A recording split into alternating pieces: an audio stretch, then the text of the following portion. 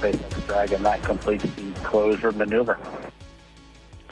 We copy. Closure maneuver complete.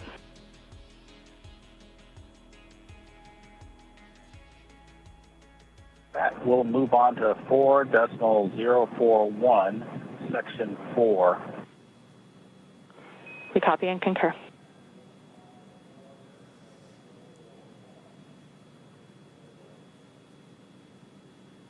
All right, so our manual flight test has been completed. We're standing by for them to now resume approach 1. So to move in from that waypoint 1, we're already inside of the keep out sphere at this point. Dragon's holding just 176 meters from the space station, and pretty soon they're going to be approaching. Dragon, that completes the manual piloting demonstration. I only had to twist Doug's arm for 2 or 3 minutes to get him to allow me to deactivate the piloting controls. We copy. Excellent. Thank you. And with that, we ask that you, from the display used for manual piloting, please go to audio settings and adjust a gain setting for seat 1 or 4. And in addition, we would appreciate any handling qualities evaluation of the proximity piloting possible. We've completed the gain setting adjustment for seat 1, and I'll turn it over to Doug for the handling qualities quick look. SpaceX Dragon on the big loop for the handling qualities. It flew just about like the sim, so my congratulations to the folks in Hawthorne. That flew really well, very crisp. It was a little sloppier and wide, just like we saw in the sim, but all the other axes, as well as closure and opening, were all just as per. Excellent to hear. Thank you.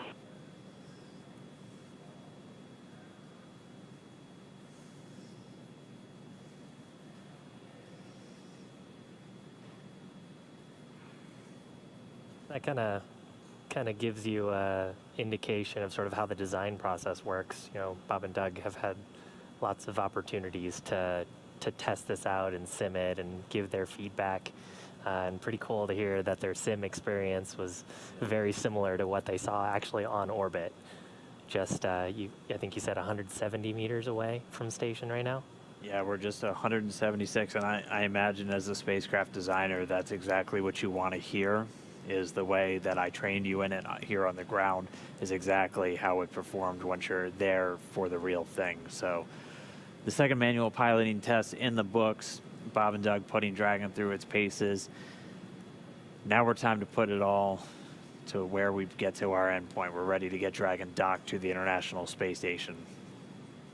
Dragon SpaceX on big loop. The ground will be resuming approach shortly. We do plan to hold briefly at waypoint 2, so reminder that crew visors down are not required until the ground is preparing to command the final approach. SpaceX Dragon, we copy. We'll hold at waypoint 2 for a pause, and then we'll get our visors then once you command. We copy. And station, it's Houston on the big loop. As you've heard, Endeavour is resuming its approach to waypoint 2. Chris, you can monitor now for step 2. That's step 2 and 1.104, Crew Dragon approach and retreat monitor. Copy, step 2 will work.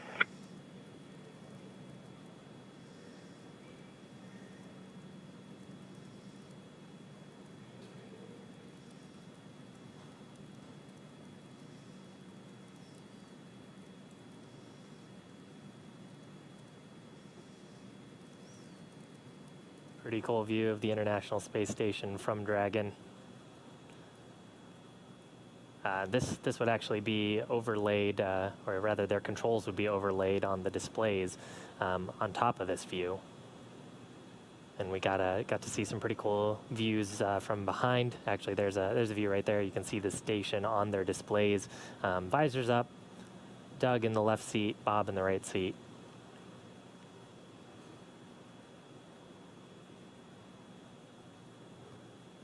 So at this moment, Dragon is going to be resuming the approach. As we heard them informing the crew They're going to have that one final hold when they're just 20 meters away. That's going to be at waypoint 2. We're expecting it to be a brief hold while the teams all tag up and do a final go to move in for docking. Getting a great look at the space station itself. The docking port is right in the center of our screen.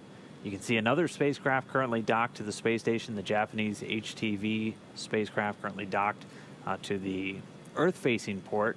One of those common berthing mechanisms also on Node 2. So Dragon will be the second vehicle to be docked to the Harmony module once it makes its final approach.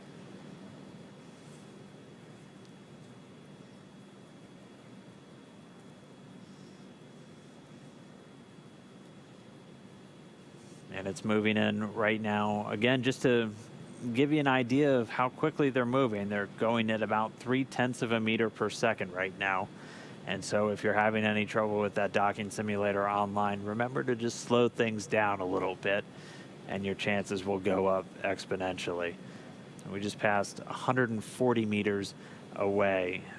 We'll get our live video comm back with the space station momentarily. As soon as we do, we'll bring you back up there. But for now, Bob and Doug continuing to fly in. They're just 135 meters away. Station on the big loop in step 2, a review of steps 3 and 4 is complete. Crew is on the International Space Station is ready for docking.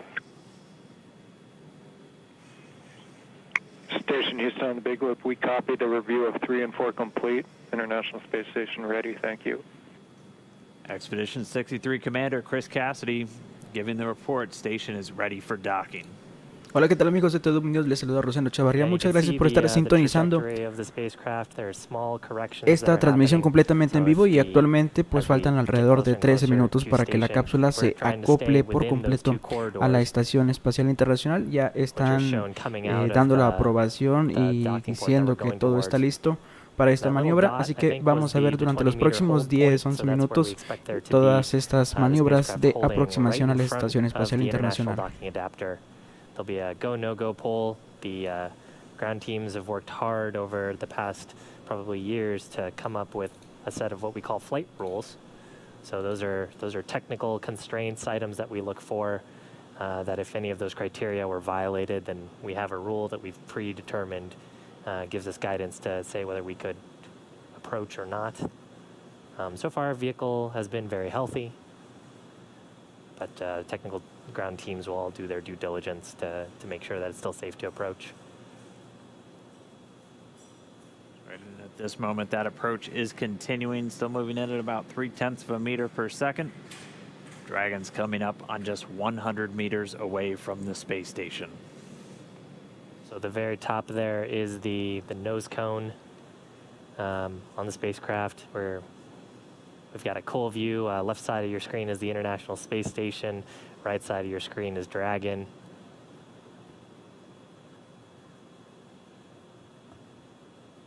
We're inside 100 meters, continuing to close.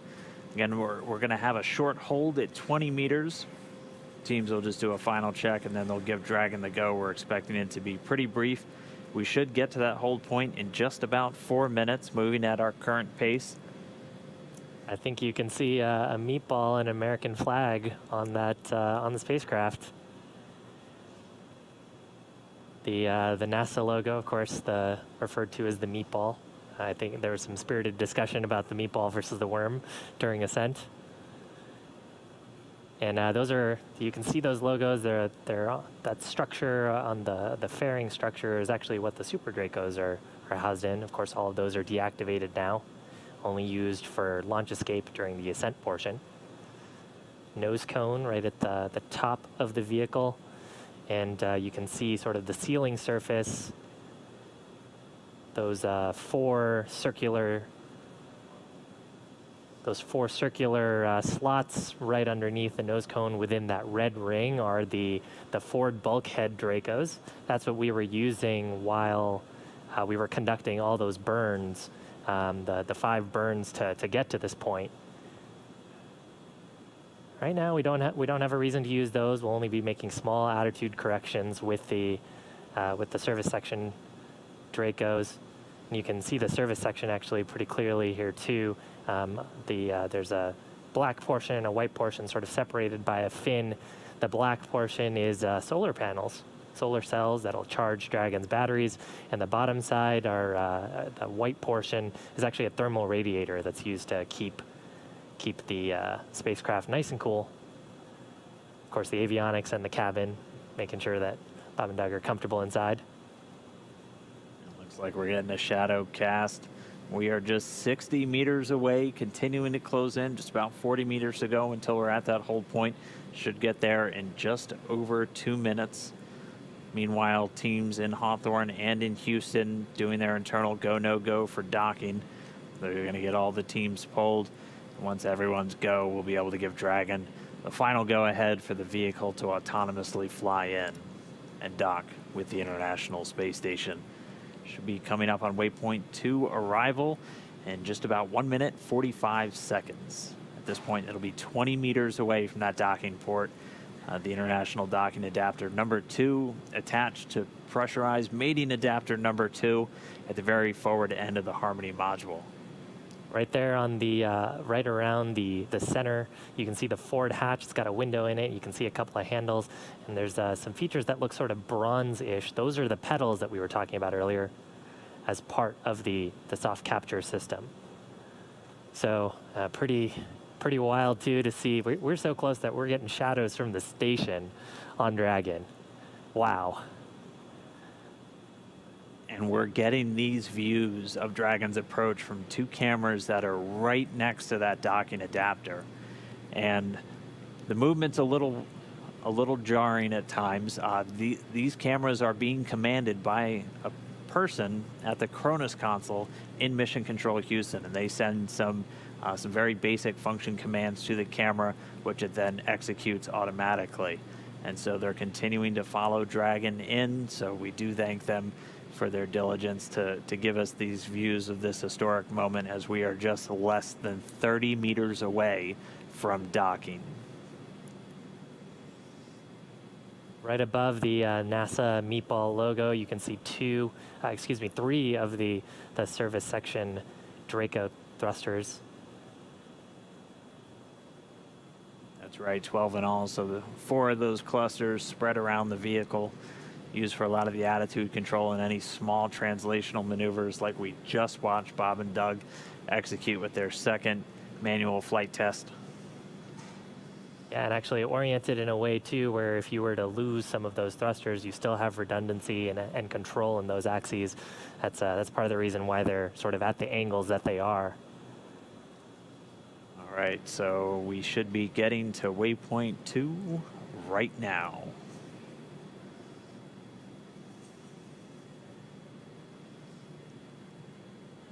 So it looks like we do have that hold.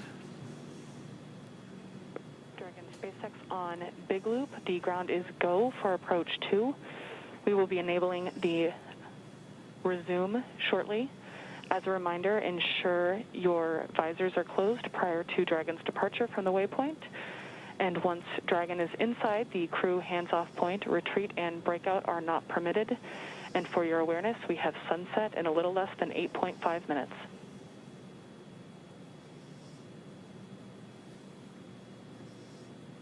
Copies all on the Big Loop. Go for docking.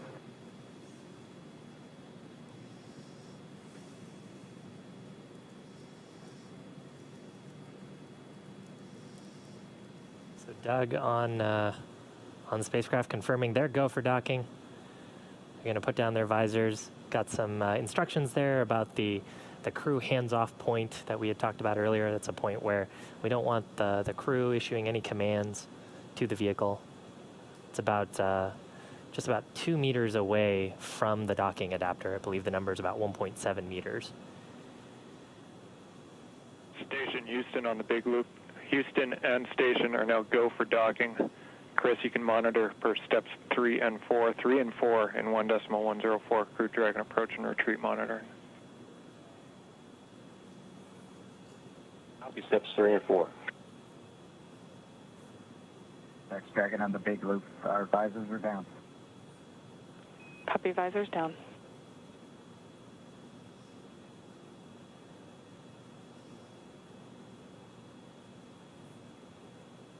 Crew confirming their visors down. We should see the final approach resume. Dragon on the big loop. We are inbound from approach 2. Copy, inbound. Mission copy. And we're going to be racing that sunset. The approach has resumed. Dragon closing in. We're inside 20 meters. And yeah, that crew hands-off point should come up in about 3 minutes or so.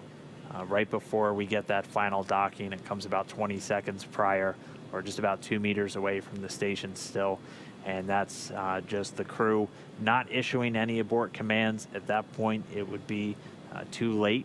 And so any aborts would be executed automatically by Dragon itself.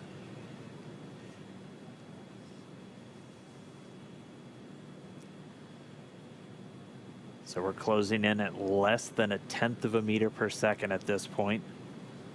You can see the service section Draco is just doing all these very small, minor attitude corrections.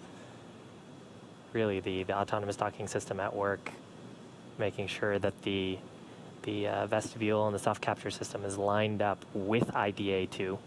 It's the International Docking Adapter.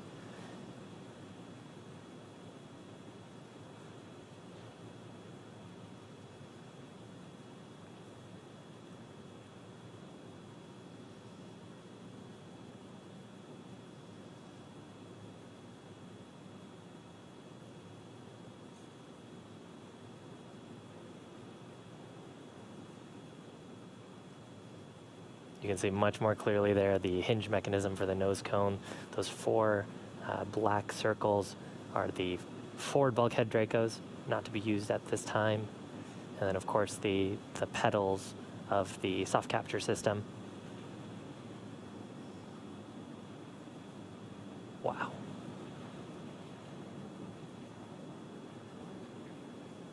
Dragon on the big loop. We're inside 10 meters. We cannot make out the docking target, but we do see the outline. We copy and concur, 10 meters. All right, we're less than 10 meters away. Again, we're closing at that rate of less than 1/10 of a meter per second. We should be just about 1 minute, 45 seconds away from docking. There's a center line camera right in that middle, so that you can see where the forward hatch is, and right in the middle of that there's a window, and there's a center line camera that is aligned with the center of the vehicle and the center of the docking mechanism. So that is what the autonomous docking system is using to line up with sort of a cross-hatch, cross-target on the docking port. Again, the forward docking port on PMA2, or the pressurized mating adapter. And we are just 5 meters away. Again, we're racing that sunset. This Dragon continues to close, 4 meters to go. Those shadows of the space station on the vehicle.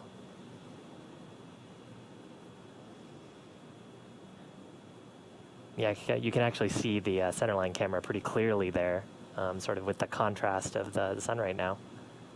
3 meters to go.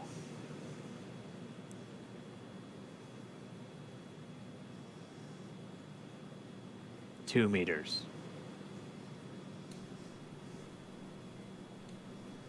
We are inside the hands-off point, the chop, the crew hands-off point. 1 meter to go.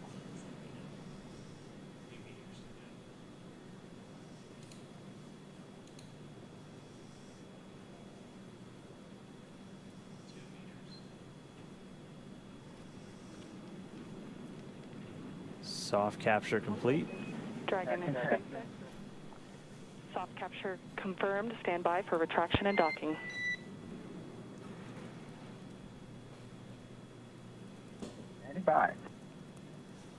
And we just heard it, soft capture. We have docking, that coming at 7:16 a.m. Pacific time, with the station and Dragon flying 262 statute miles right over the border between northern China and Mongolia.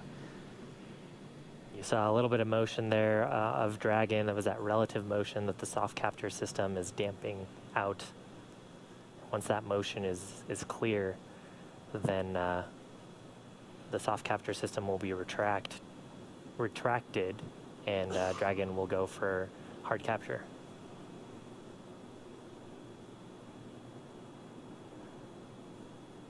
Again, if just now tuning in, that soft capture, that docking coming 7:16 a.m. Pacific, 10:16 a.m. over on the East Coast. Dragon and the International Space Station were flying 262 statute miles right over the border between northern China and Mongolia. So that soft capture ring now going to retract. It's one more step on the way to docking complete. On board. Yeah, and so the next step here is once the soft capture ring is retracted, there are 12 latches that we refer to as hard capture latches. Those are what will really create that pressure-tight seal between the Dragon spacecraft and the International Space Station.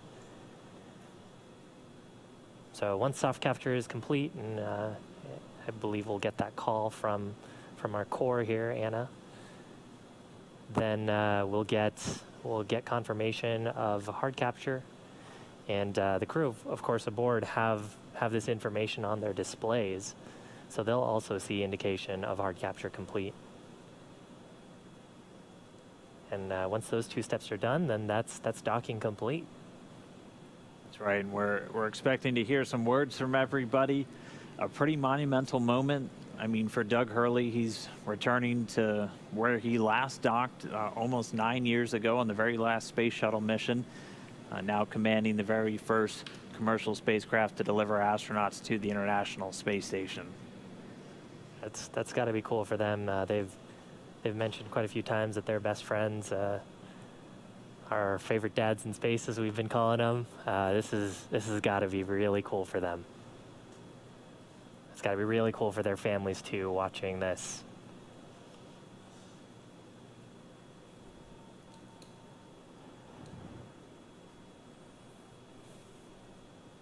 It looks like we have another quick handover. We'll get that video back shortly. We're about 75% complete already with that retraction.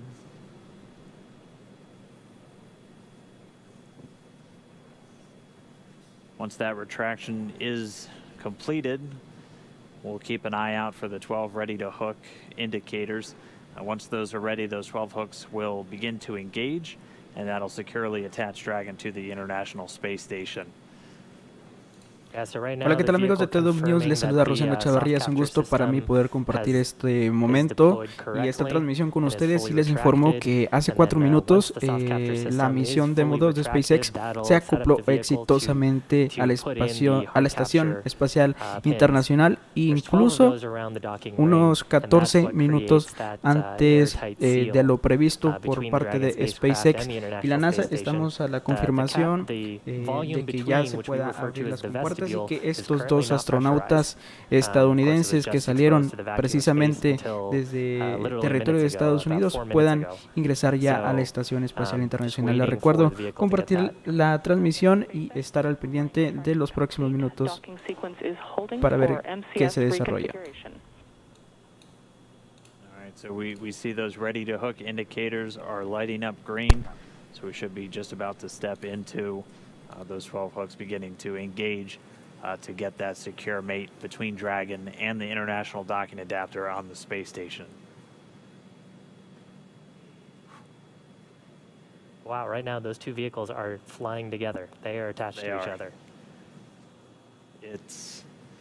It's been just under 19 hours since we lifted off. We're actually at about 18 hours, 58 minutes, and 42 seconds. So we promised about a 19-hour ride up to station, and we made it just a few minutes before that.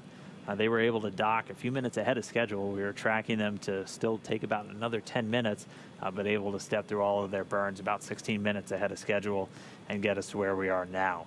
If you missed it just a few moments ago, that initial docking coming at 7:16 a.m. Pacific, 10:16 a.m. over on the East Coast of the United States, and they were 262 statute miles flying together over the northern border of China and Mongolia. So really exciting. We're just waiting for this docking complete to be confirmed. We're expecting to hear some words, obviously, from the crew on board and all the excited teams down here. We're just waiting for this moment. And then it's time to start getting Dragon integrated into the station. There will be an umbilical that will get mated, and that'll allow Dragon to flow data and power into the station systems, and then it'll be over to the crew. Endeavour and station at Houston on the big loop. MCS is configured. We're proceeding with hook driving. All right, and they did a quick, so the motion control system onboard station now back under those control moment gyros, so handed over from the Russian thrusters, and Dragon now given the go to drive those hooks. We have to do that changeover of attitude control before we drive those hooks, as the Russian thrusters a little bit more dynamic in their control of attitude, and if you had a thruster firing while you were starting to drive those hooks, that could miss a line. So going over to the smoother control moment gyros on the US side, now controlling the attitude on board the station, and those hooks, those 12 hooks on Dragon, about to start driving.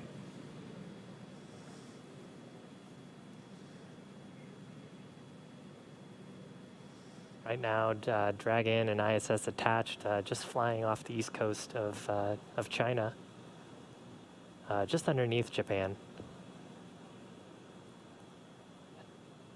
Attached to each other. We recently passed over to the orbital night, so we're on the currently the dark side of the world. And actually, we're lucky enough to see soft capture happen just as we were crossing over the Terminator line. And if you're wondering what you're looking at, this is one of the cameras on the very outboard part of the Japanese experiment module, looking back in towards the very front part of Node 2, where Dragon is currently docked. We are in an orbital nighttime, that's why everything is so dark, but you're looking at Dragon. It is horizontal to the ground, so the hatch part is right where that green light pretty much is. You can see the nose cone still illuminated above it, and it is currently attached to an international docking adapter on the International Space Station.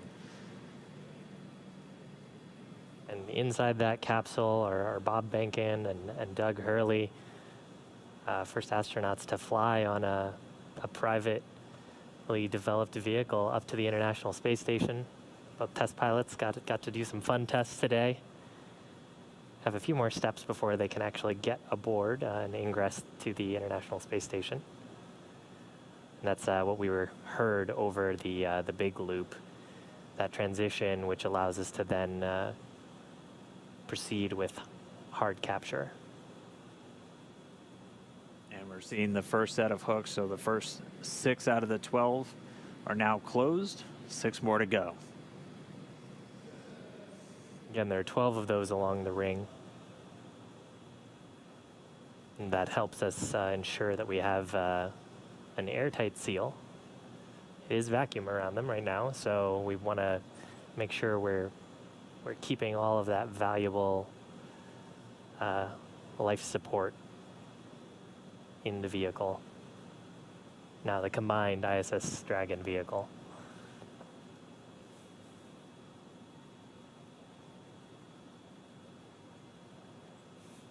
Meanwhile, inside the capsule, Bob and Doug also standing by for this hard capture to complete.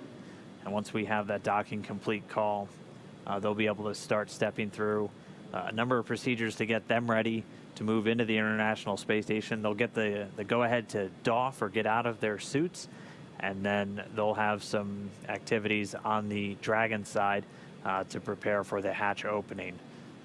Chris Cassidy will mainly be working on the station side to pressurize the vestibule. So as Shiv has talked about, the space between the Dragon capsule and the space station was exposed to vacuum, and even after this tight seal has occurred, we'll still be at vacuum inside. So we'll actually open up a valve to supply air from the station side into that space between the Dragon and station hatchways, and they'll get it up to the same ambient pressure that we'll have inside of Dragon and on the station itself. They'll wait for it to thermally balance out, make sure we don't have any temperature swings as we're bringing it up from vacuum. So probably from a very cold temperature up to about 72 degrees that they have in their cabin temperature on board the station, and then we'll get the hatches open. Dragon SpaceX, hard capture complete. Stand by for docking completion.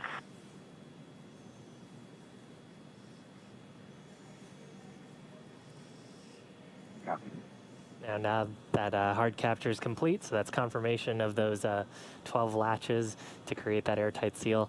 Now that's complete, the umbilicals from the station side will interface with the Dragon vehicle umbilicals, and that'll provide power and communications through space station directly to Dragon. Pretty much the whole way up, Dragon's been using a combination of batteries and its solar cells pointed at the sun to make sure that it has enough electrical power for the journey up.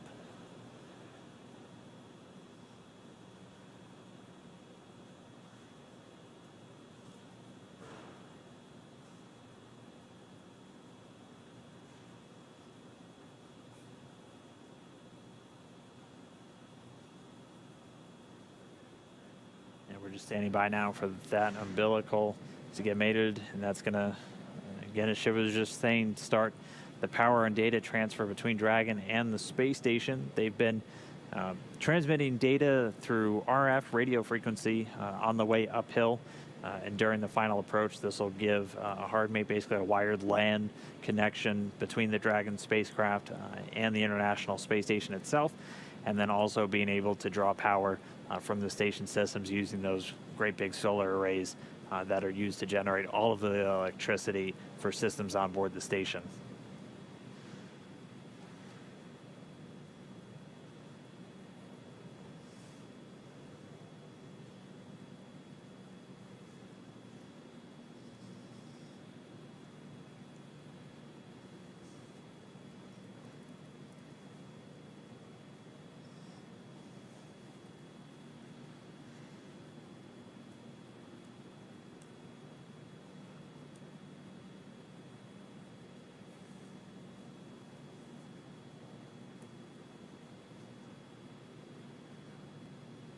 And the soft capture system has been stowed. We see the umbilical starting to deploy.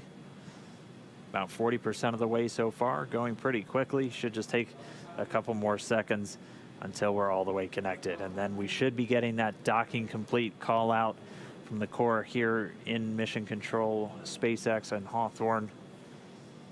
Standing by. Dragon SpaceX, docking sequence is complete.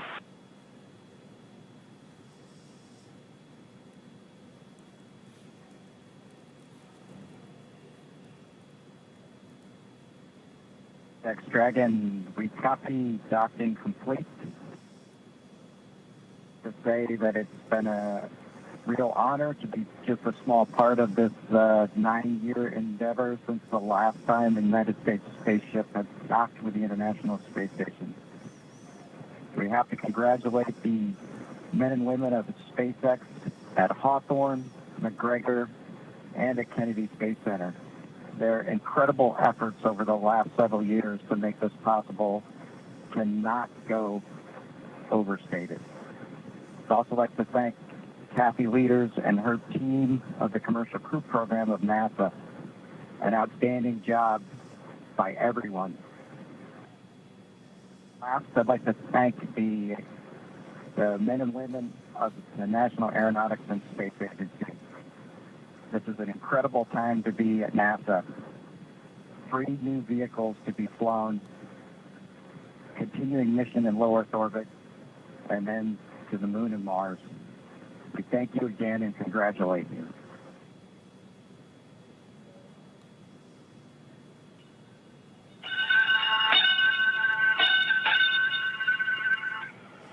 Dragon arriving. Crew of Expedition 63 is honored to welcome Dragon and the Commercial Crew Program to welcome aboard the International Space Station. Bob and Doug, glad to have you as part of the crew. Well done. Bravo Zulu. Kathy. Thank you, Chris. Thank you, Chris. Endeavour, this is Houston. Bob and Doug, welcome to the International Space Station. after your spectacular rendezvous and docking of the first Crew Dragon vehicle. For the first time since the retirement of the space shuttle, you have completed a historic ride to the ISS and have opened up a new chapter in human space exploration. On behalf of the flight control teams here in Houston and in Hawthorne, California, and to our SpaceX colleagues, bravo on a magnificent moment in spaceflight history and on the start of a new journey that has changed the face of space travel in this new era of space transportation. Bob and Doug, good luck, and we look forward to working with you on board.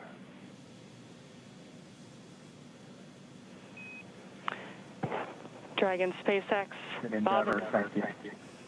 Bob and Doug, we here at SpaceX are honored to have been part of ushering in this new era of human spaceflight.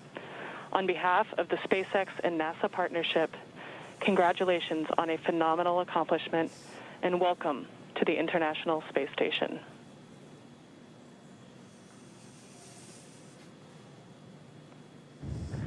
Well, thank you, Anna. We appreciate all the good words and everyone thanking us, but it truly was a magnificent effort by the entire team, the SpaceX team, the NASA team, and a team across America who was able to pull this off and bring human spaceflight again to our nation. Thanks for everything. Happy to be aboard.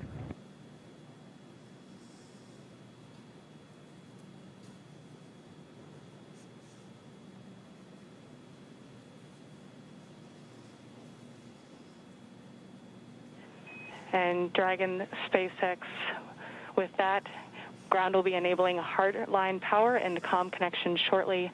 You are go to doff your suits per procedure 4.012. We will be configuring your video to go external shortly, and we have one request for Bob's suit doffing when you're ready to copy.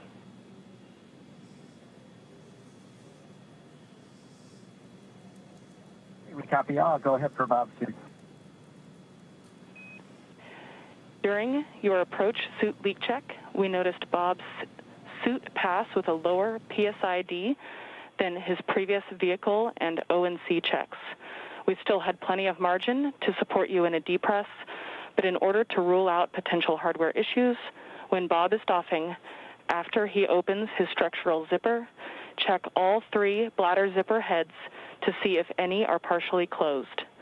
It is possible that if the head is backed off slightly, that the white tooth is partially visible or a small gap can be seen between the end of the zipper head and the gasket end. Please report observations.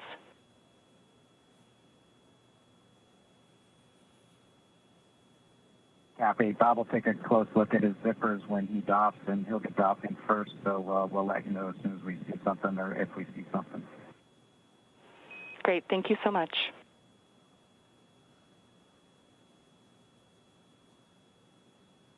Wow. So now Dragon has completed its docking sequence. There's a number of checks.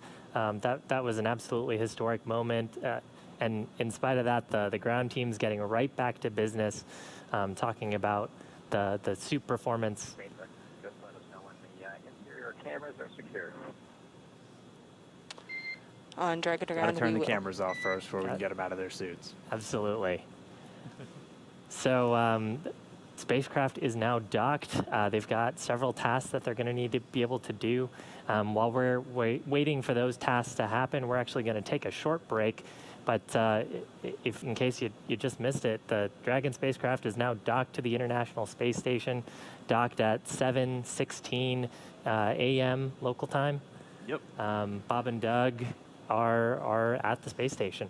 Yeah, they're there. It was just under a 19-hour journey from their launch to their docking, so pretty much right on what we were expecting. They got there a little bit early today, which was nice, as they were able to get through all those burns.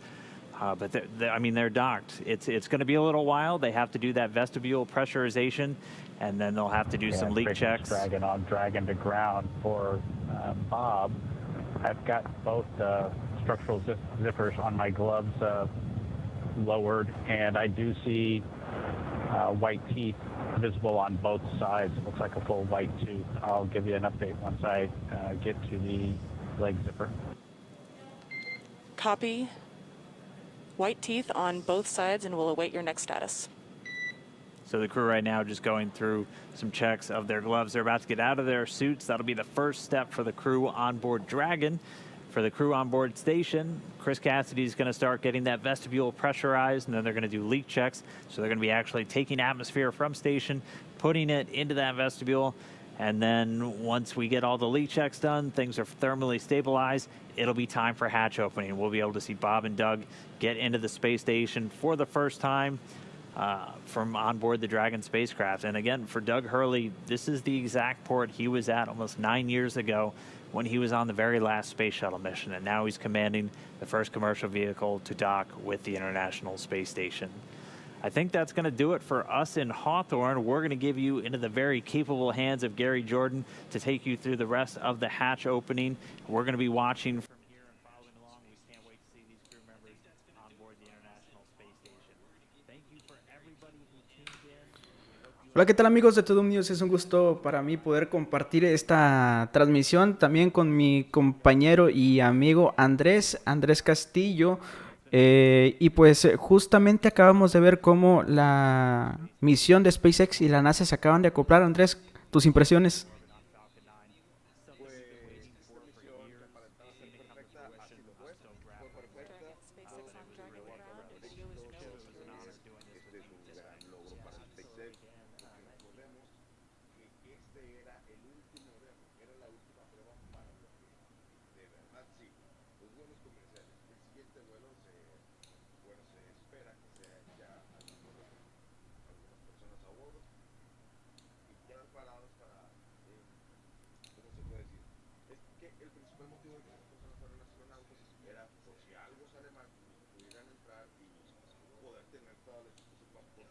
Pero ahora, ya que todo salió bien, ya que está aprobado el Crew Dragon, ya que está aprobado que el Falcon 9 sí puede regresar,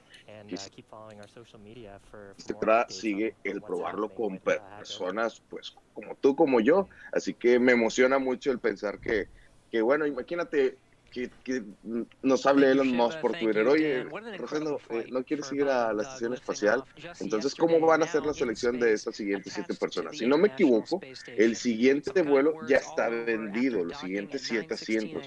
Creo que los compró un empresario japonés, pero después de eso no han comprado nadie el segundo vuelo comercial al espacio. Ese es el dato que tengo. Es correcto, Andrés. Hay una disculpa, no te escuchaste durante algunos segundos, pero pues cuestiones de último momento.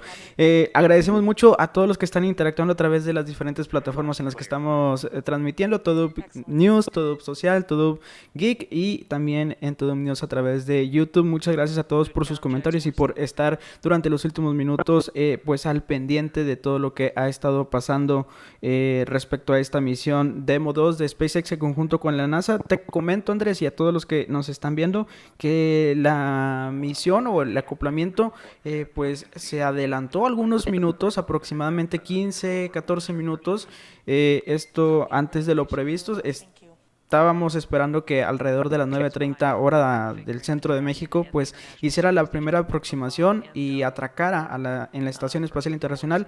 Sin embargo, desde hace como 90 minutos se dijo que sí llegaría algunos minutos antes, y justamente sí llegó a las 9:16 hora del centro de México, y atracó justamente cuando la Estación Espacial Internacional estaba sobre la frontera norte de China y Mongolia. Así que pues ahí están algunos datos interesantes. Ahorita ya todos los sistemas están en verde, incluso sonó la campana de la Estación Espacial Internacional dando la bienvenida a estos 2 astronautas. Muy interesante. Oye, algo que me gustó de las redes sociales el día de ayer eran las postales que se compartían de diferentes perspectivas del evento de ayer, donde se veía el Falcon 9 despegando, donde se veía el Falcon 9 regresando. Hubo muy lindas fotografías de toda esta maniobra que vimos el día de ayer. No sé si viste alguna. Claro, oye, me llamó también mucho la atención que estas escenas de niños viendo la televisión se repitieron. Pues estábamos acostumbrados en verlos en documentales y demás, pero ahora con la tecnología pues fueron más las personas que compartieron, y pues qué interesante que todavía pues estemos interesados en algo más que el planeta Tierra, ¿no? Así es, sí, que esté siempre esa inquietud, esa duda, porque esos niños, pues, nosotros técnicamente, pues los que ya nos dedicamos a algo, ya nos dedicamos a algo, por así decirlo, pero estos niños son el futuro, ellos son los que, si tienen esa inquietud, si tienen esa duda por el espacio, pues quién sabe, a lo mejor uno de ellos desarrolla una empresa llamada SpaceX, ¿no? Claro, claro, la próxima competencia. Oye, ahorita estamos viendo ya imágenes al interior de la Estación Espacial Internacional. La cámara de la Crew Dragon se desactivó durante algunos minutos, esto para permitir que la tripulación de estos dos astronautas salgan de su traje espacial para poder ingresar ya pues sin ningún problema a la Estación Espacial Internacional.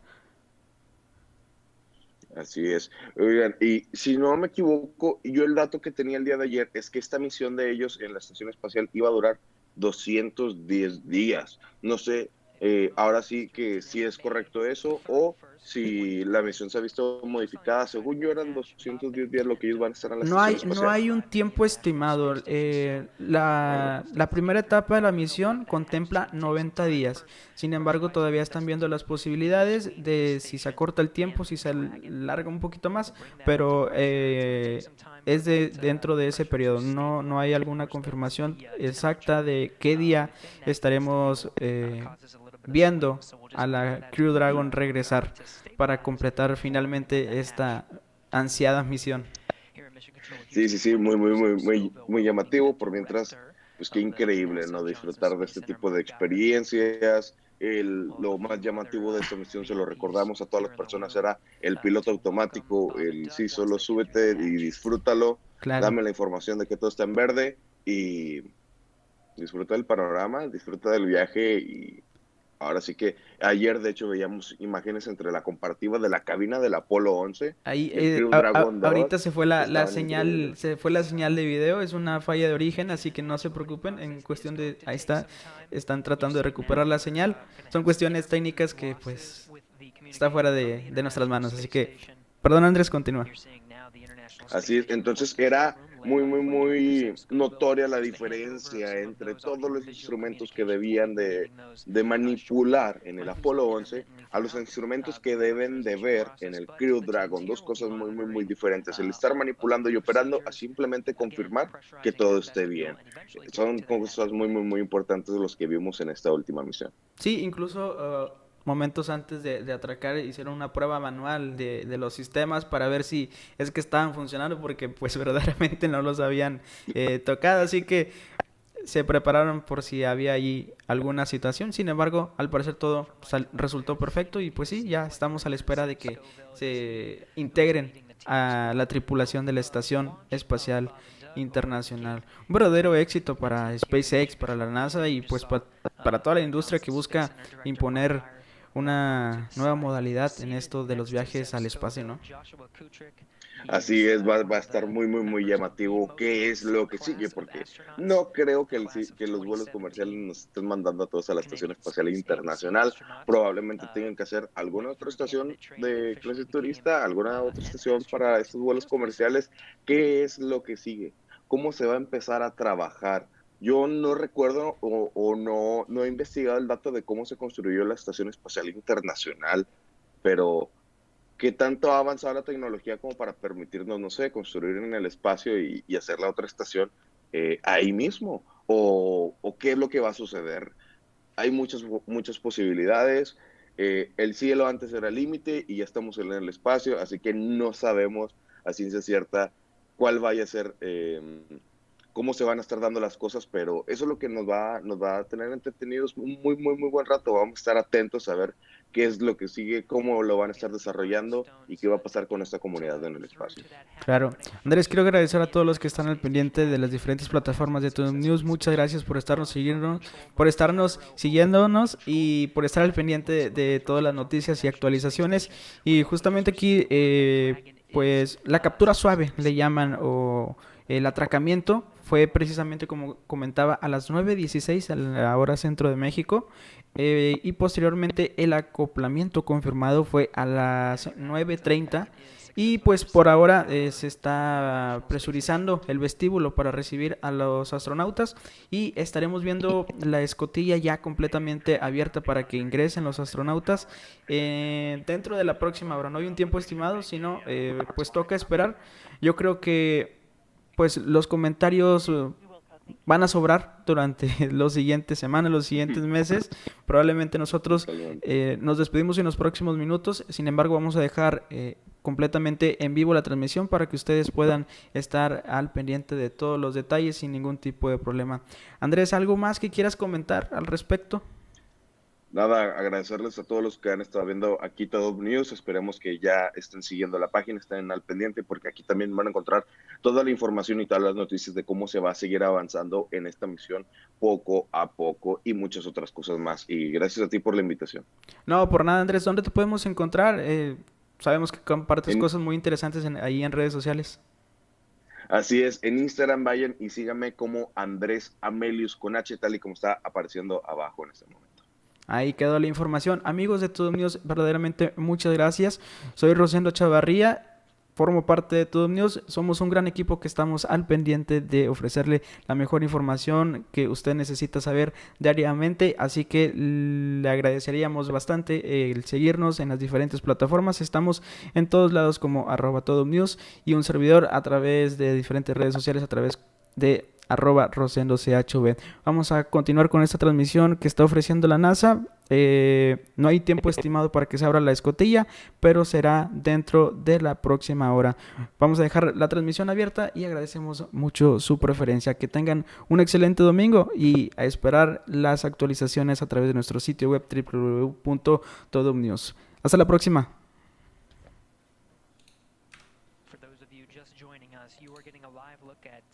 NASA astronaut Chris Cassidy, commander of the International Space Station, doing some of the prep work to open up the hatch and get ready to welcome Bob Behnken and Doug Hurley aboard the International Space Station. They launched successfully yesterday at 2:22 p.m. Central Time, 3:22 p.m. Eastern, and docked successfully with a contact and capture just a little bit ago at 9:16 a.m. Central Time, 10:16 Eastern.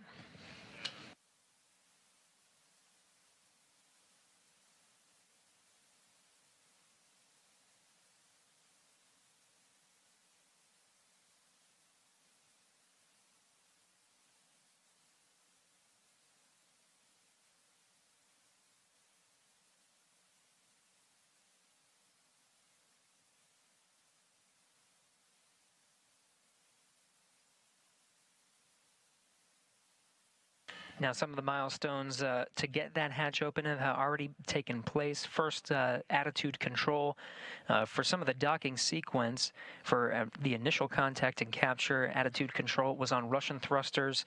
That was moved to control moment gyros for hard mate, making sure that everything lined up and we got those ready to hook indicators green before driving those hooks. The attitude control has since been switched to enable some thrusters on the International Space Station. We did get confirmation of good power being delivered from ISS to the Dragon. Next will be to test some hard line communication between Dragon and the International Space Station.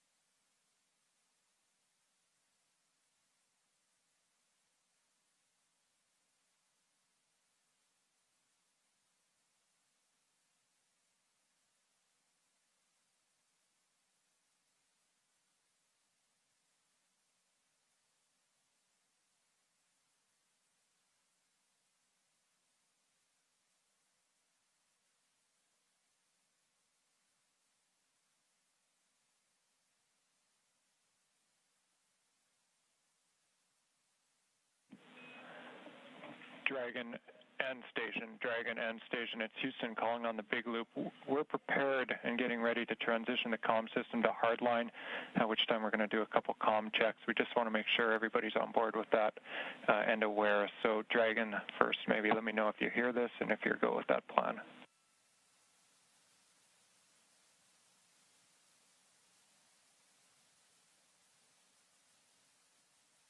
Yeah, Houston, Endeavor on the big loop. We had you loud and clear. Houston station copies and concurs. Okay, Endeavor and station, we have it loud and clear on RF right now. We are putting it in work now, so transitioning comm system to hardline, and we'll call you back for voice checks momentarily. Endeavor copies.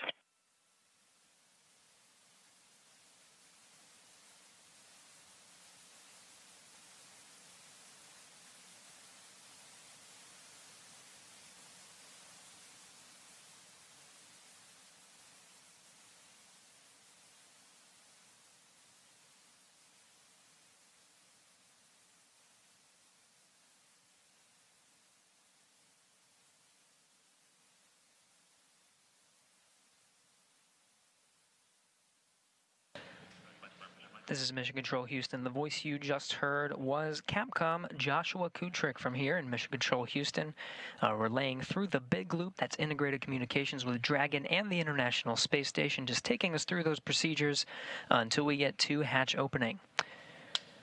Now, there's an umbilical connection with Dragon, connecting Dragon to the International Space Station. We did get good confirmation that power is flowing from the International Space Station to Dragon. Next, we'll be proceeding with some of the communications checks. The big loop established on the C2V2 Common Communications for Visiting Vehicle through some of the last legs of the rendezvous and docking of Dragon to the International Space Station. We'll switch that over to hardline communications, testing that out here shortly.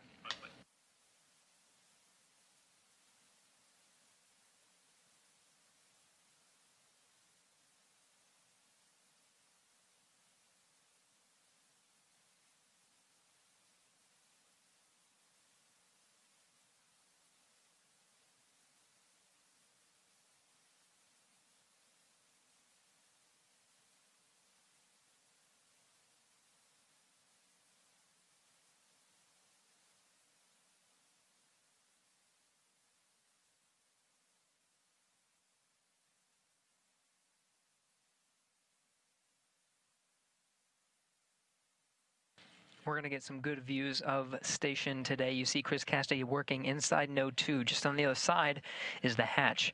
That hatch is separating between the International Space Station and the pressurized mating adapter.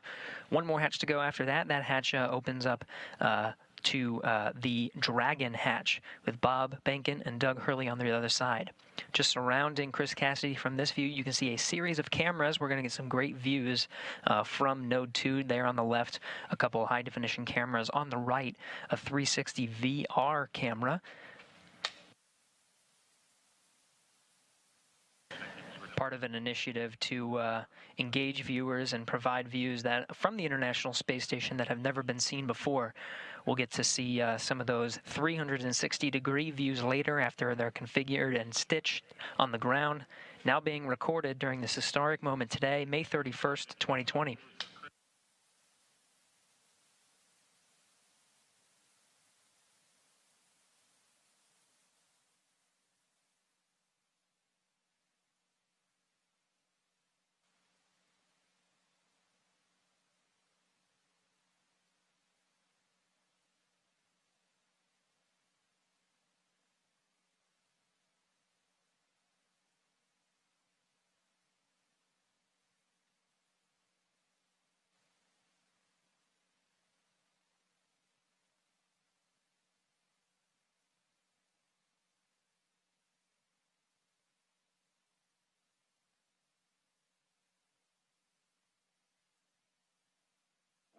Affirmative, we are on the same page. Those steps in the execution note are all that's needed. Copy, in work.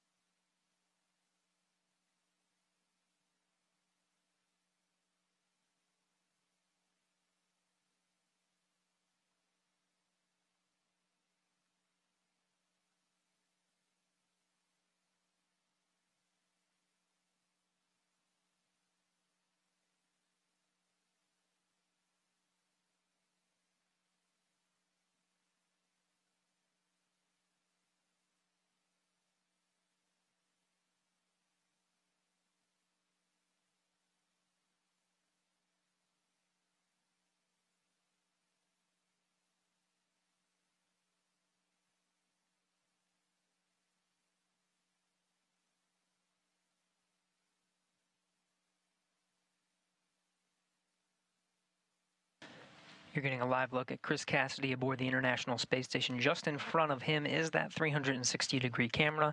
He's got cameras situated all over Node 2, pointing right towards that hatch. On the other side, we'll be welcoming Bob Behnken and Doug Hurley after pressurization of the vestibule, and we'll start beginning hatch opening after that.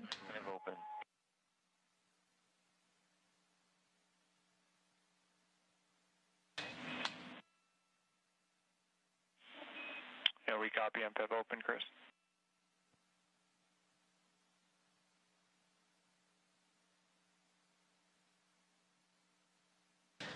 Another handover of communication from the tracking and data relay satellites, providing video and audio communication from the International Space Station, now integrated with the Dragon power. Still looking towards some of those hard line communication checks. Again, we'll lose communication intermittently as the International Space Station flies 269 statute miles.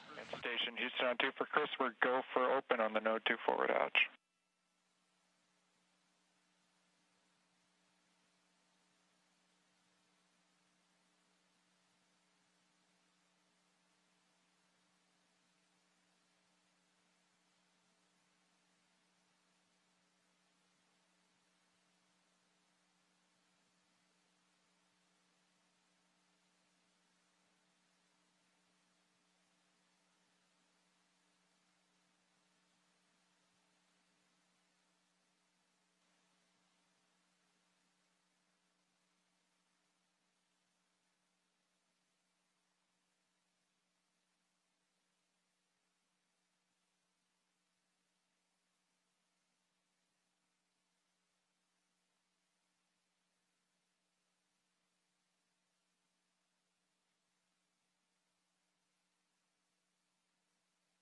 Regaining some of that video from International Space Station, Chris Cassidy given the go to open that Node 2 forward hatch.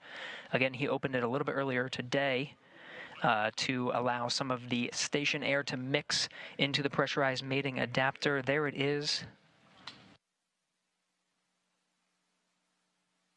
Now again, there's a few more hatches to open until we are able to welcome Bob and Doug aboard the International Space Station. You're looking through the hatch into the pressurized mating adapter.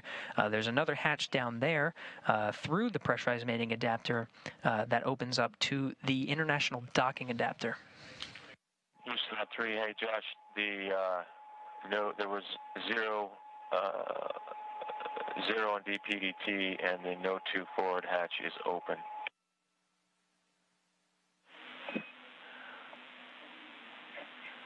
And Chris, we copy Node 2 forward hatch open. We concur your go for the next yellow activity. That's your 1515 activity. It's step 2 in 2.102 Crew Dragon ISS arrival through hatch opening. Basically, you're going to cycle the 8-pass equalization valve. Okay. And Dragon SpaceX on Dragon to ground. If desired, reference procedure 4.400 to monitor vestibule pressurization.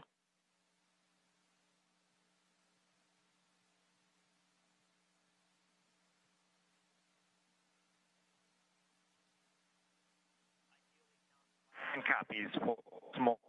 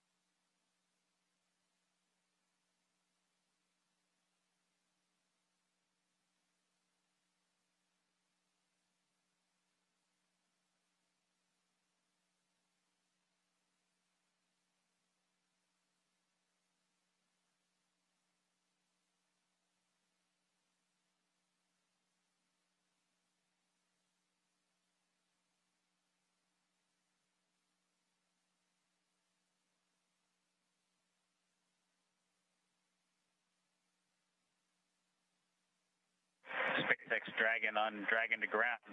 For 4.012, we've completed up to Section 5, and we've got a timer started for 1 hour. Copy. Completed through Section 5, and your suits are drying, and you have started a timer for 1 hour. With that, do we have your permission to come back on board?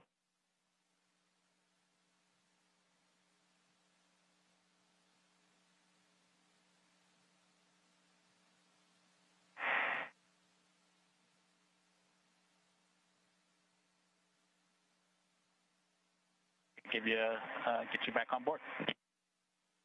We copy. We are go to come back on board.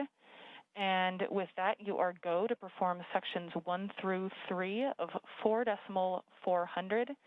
We do recommend deferring your step 2.1 for the waste system flush until closer to hatch opening. In section 3, as you are performing your inventory, please collect all your food and water bottle trash and consolidate it into the 2 trash bags within their common bags in location 18. You will transfer the plastic bags containing this trash to ISS for disposal during a scheduled activity after ISS ingress.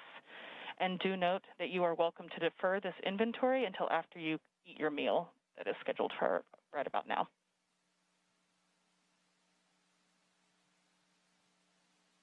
Okay, Anna, if you could give us 5 minutes before you guys come back on board, we do have some clothing config to complete. Understand we've got to go for sections 1, 2, and 3 of 4.400, and we will consolidate our trash into the bags provided in location 18. And we'll defer the docked waste configuration, section 2 of 4.400, until it gets closer to hatch opening. Station, we copy 1507. We copy, and we will wait 5 minutes before coming on board, and we'll check with you before we do so if we don't hear from you first. Copy, ready.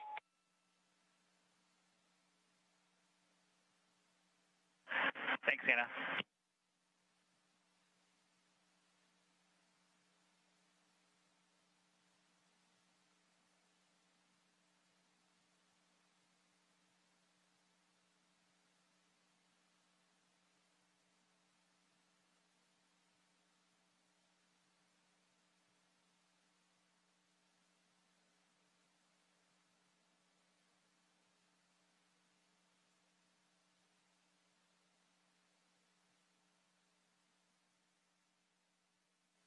This is Mission Control Houston. You're listening to crews on board the International Space Station and Dragon prepare for opening the hatch.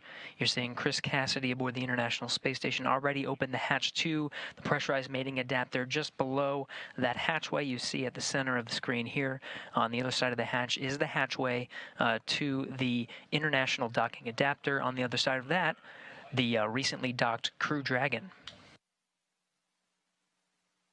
Vestibule pressurization is underway.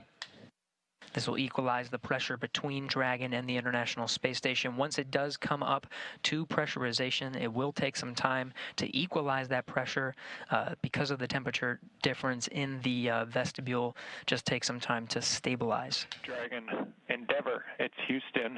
Calling you on hardline now for a voice check. How do you read?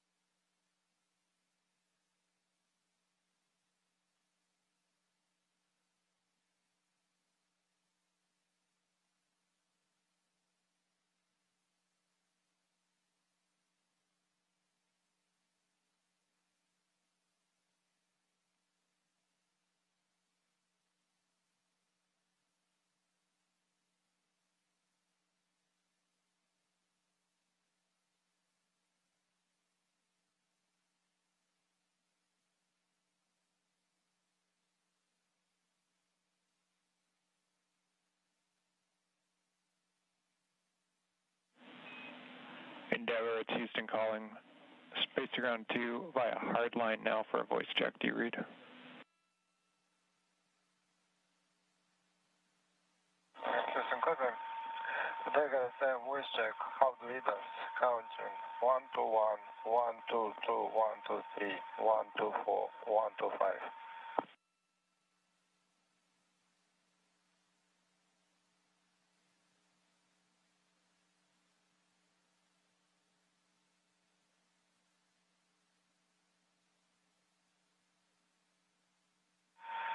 Houston station, space to ground 2. And Station Houston on 2, Anatoly, we hear you loud and clear. We're going to swap a couple minor things here and try Dragon again. We're just still trying to get calm with Dragon. Stand by 1. Dragon again. Dragon FM, voice check. How do leaders? Counting 1 to 1, 1 2 2, 1 2 3, 1 2 4, 1 2 5.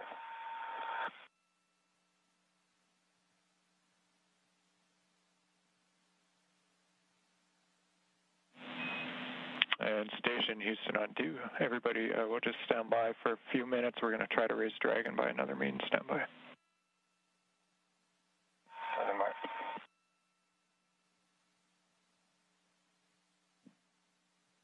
And Endeavor, it's Houston calling on Dragon to ground 1. We're trying to reach you via hard line. Just not sure if you're receiving it or not. Let us know at your convenience.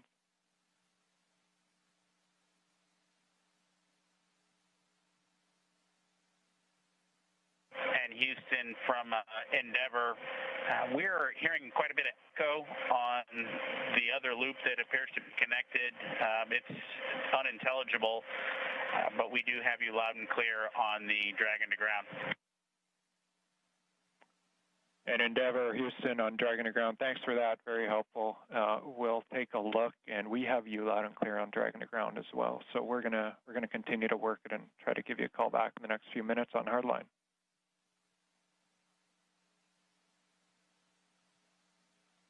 Endeavor copies. Thanks.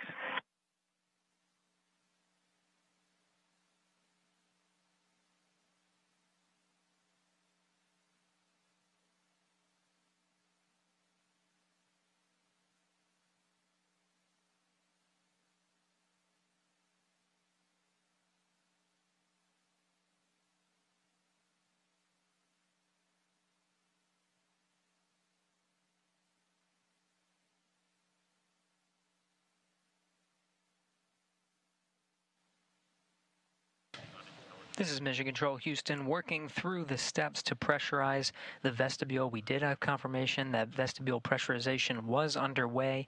We do have power flowing from the International Space Station to Dragon after it docked for a contact and capture at 9:16 a.m. Central Time, 10:16 a.m. Eastern, just earlier this morning. A few other milestones to reach. We need good audio communication hard-lined through the umbilical where Dragon is currently docked on the other side of that hatch, providing now power, just making sure those hard-line communications are intact. Working through that as we count down towards the milestones of opening that hatch.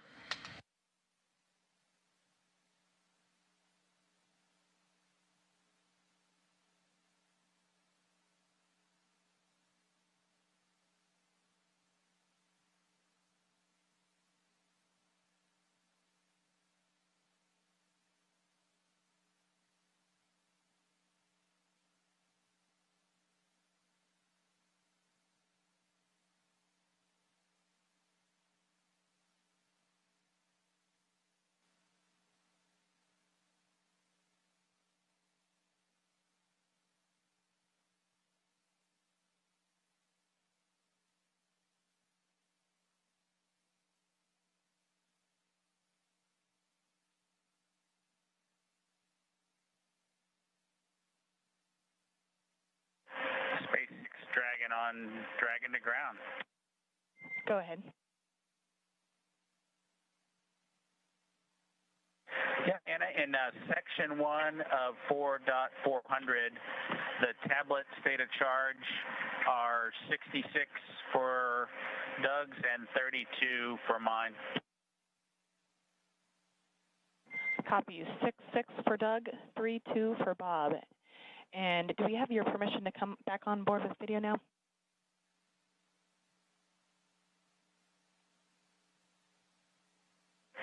Yeah, go ahead and come on board. We just may have to take it down at some point, as you might imagine, but come on board. Sounds great. Thanks.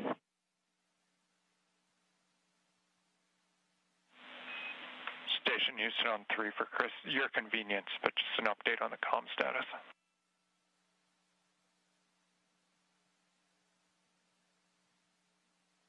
Yes, sir. Go ahead. Chris, you've probably been able to tell we've run into some minor issues trying to get hardline established, so we're working that here, and we're going to be reattempting the comm checks as soon as we think we're go. I'll give you a heads up on that.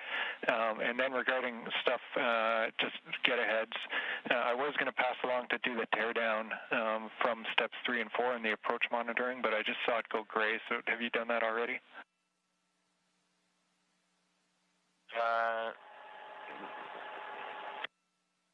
Hold on just one second. Which one was that? Maybe I fat-fingered the wrong procedure. Yeah, no, it's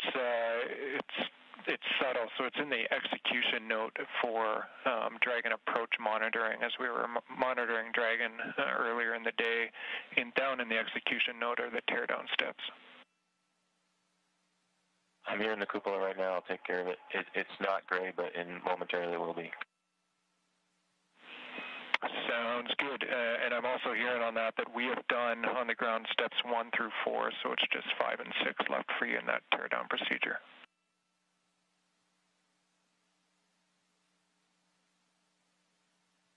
Copy that.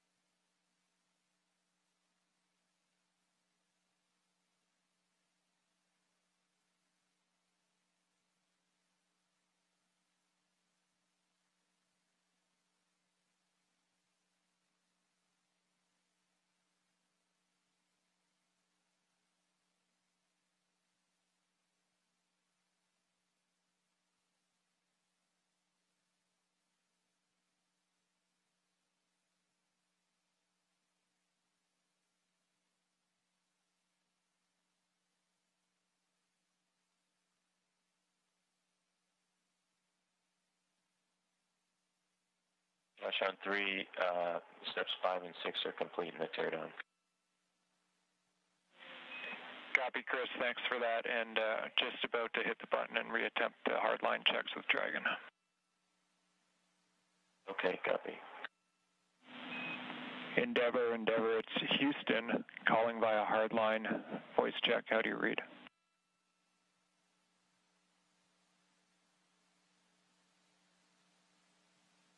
On station, say again.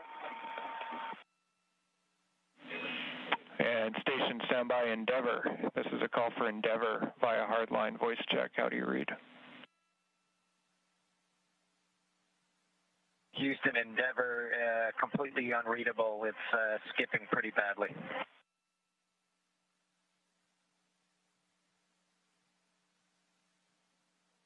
And Endeavor, it's Houston on Dragon to ground. We heard your reply loud and clear. Understand we're still broken. We're working it. Thanks for the patience.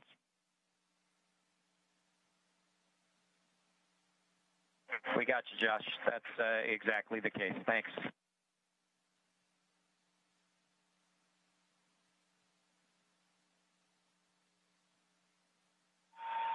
Dragon FM voice check. How do you read me? Counting 1 to 1, 1 to 2, 1 to 3, 1 to 4, 1 to 5.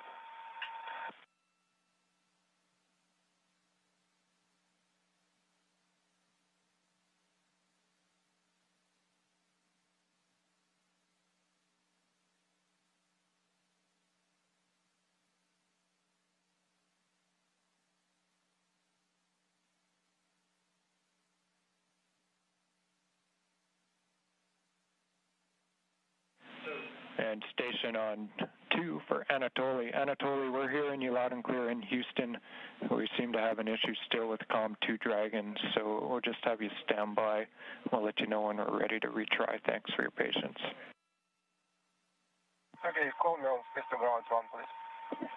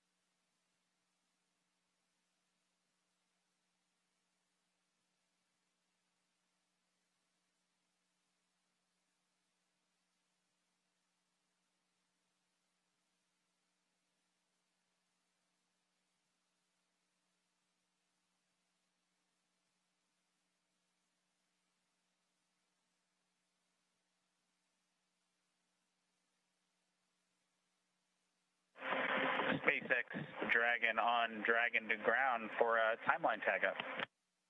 Go ahead.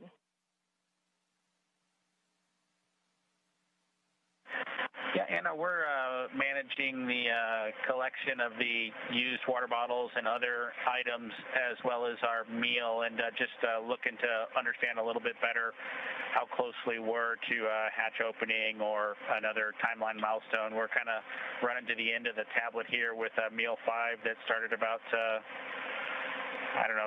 25 minutes ago or so, and so just wanting to understand how much time we've got in front of us.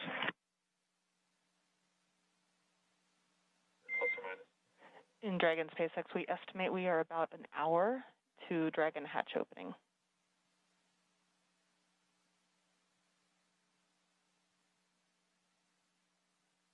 Copy that, Anna. Thanks for those words. It just helps us manage getting things done. And looks like you guys are on board. Welcome aboard, I guess, the integrated space station now, huh? Indeed. Thank you so much. We're excited to be here.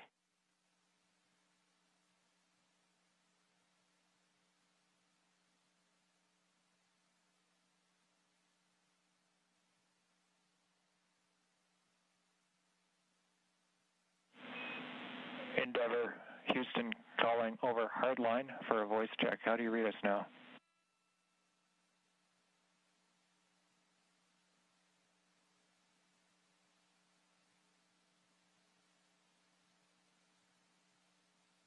Houston or station from Endeavor. I'm not sure the location of that last call, but still quite a bit of skipping and unreadable.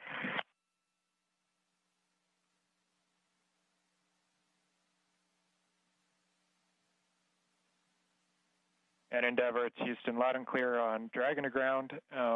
We heard your response, so we're in the same situation. We're hearing you, you're not hearing us.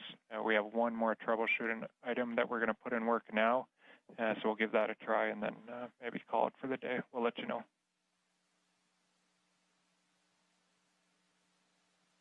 Endeavor copies. Thanks, Houston.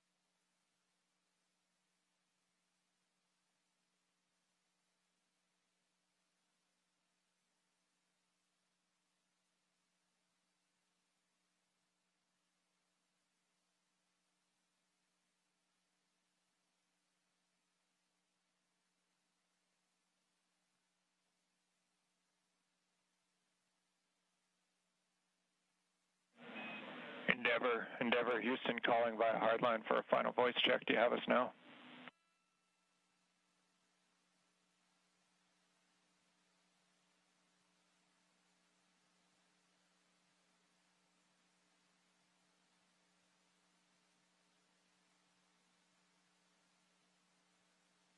Houston, Dragon on the big loop. That was an improvement, but it's still completely unreadable.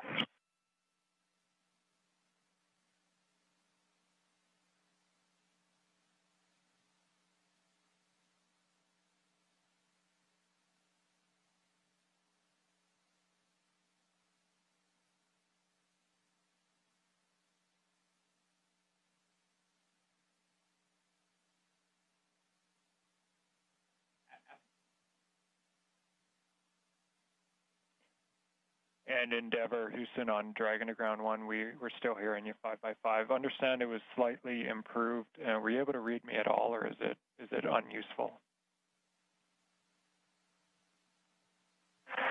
Yeah, it was a slight improvement, but it's still unintelligible, almost every word. There was maybe one word that you could have sort of figured out, but that was about it.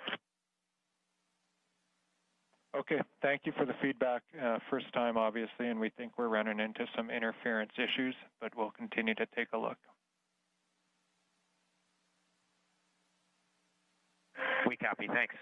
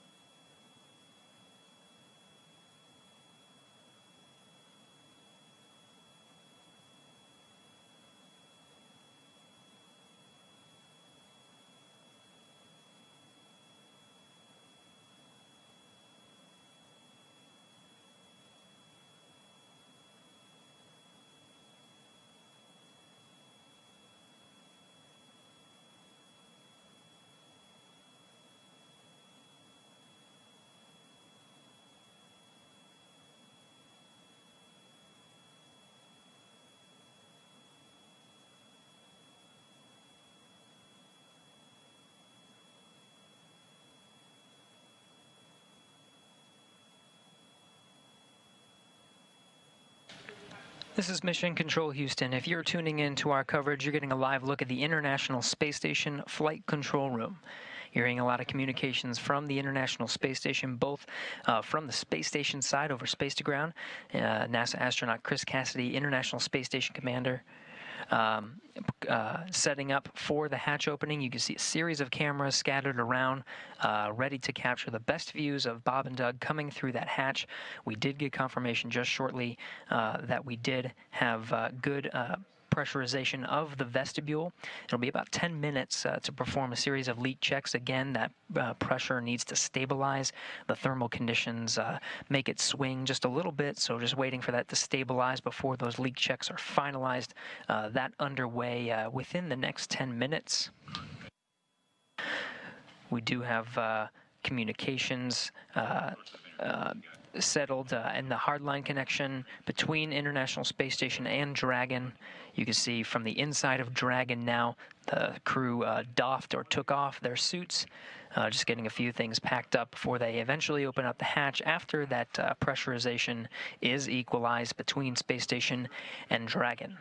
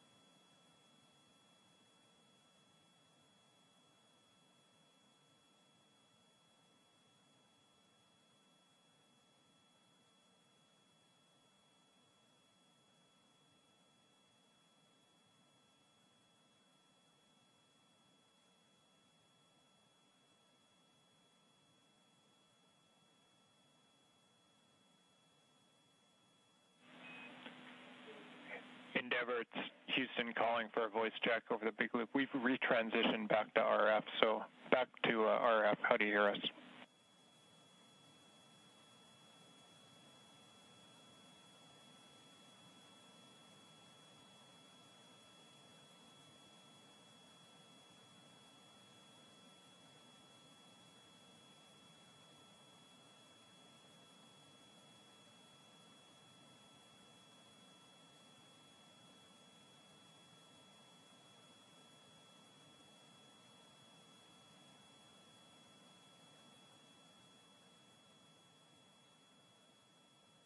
Houston Dragon on the Houston Dragon on a big loop.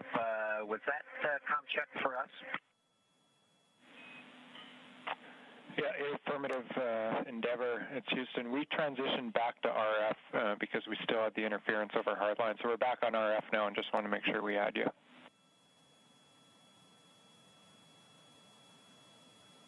We've got you loud and clear on RF. Loud and clear as well. We're just going to leave it here for now. Thank you.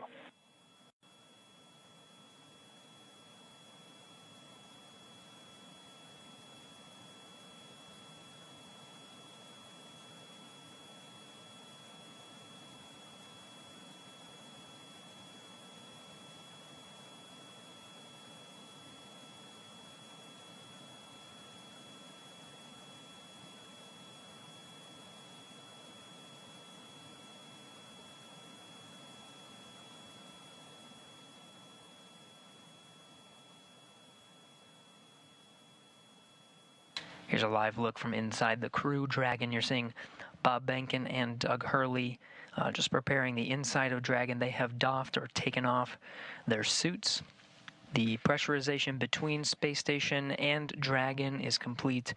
They just need to perform some leak checks, make sure that pressure is stable before they actually open the hatch.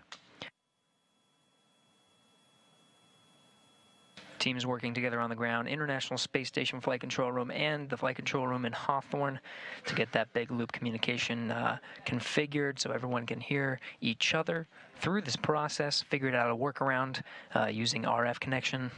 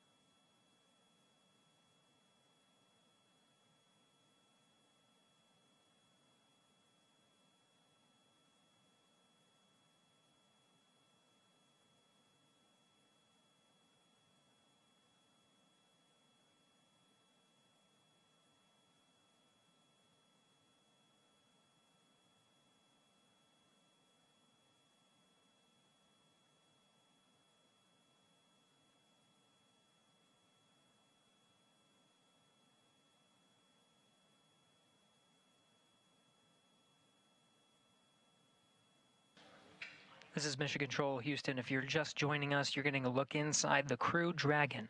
That was Bob Bankhead seated on the right side, the pilot seat, or the Joint Operations Mission Commander seat for Demo 2.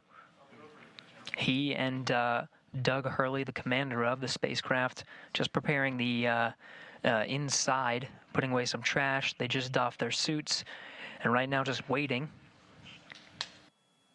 for the pressure to equalize between the International Space Station and Bob and Doug. Just two hatches, really, separating them from the inside of the orbiting complex. Aboard International Space Station, Commander Chris Cassidy has been outfitting Node 2. It's the first node. Once you cross over some of the hatchways, there it is. You can see some of the cameras positioned around to capture the crew coming in to the International Space Station. Much of that work completed at this point.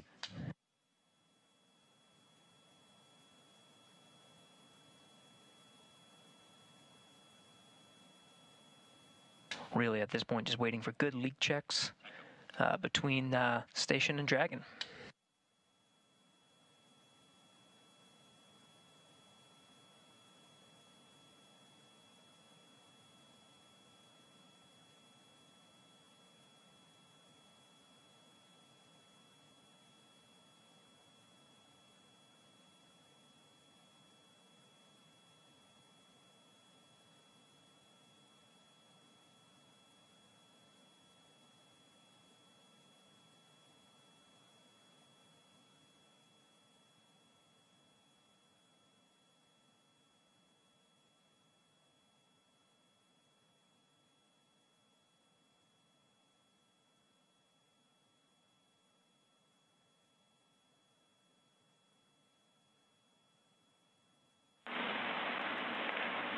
Station Huntsville, Space to Ground 3 for Chris and the ISS experience.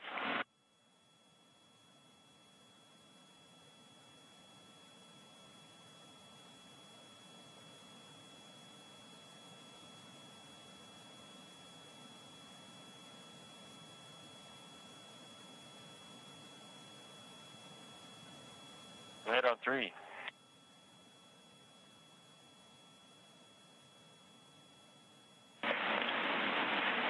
Chris, we're not seeing good connection between the SSC-25 and the camera. We're coming up on a handover, but they're looking for a reboot of SSC-25. Reboot 25, copy. SpaceX Dragon on Dragon to ground for inventory. I am here and ready to copy.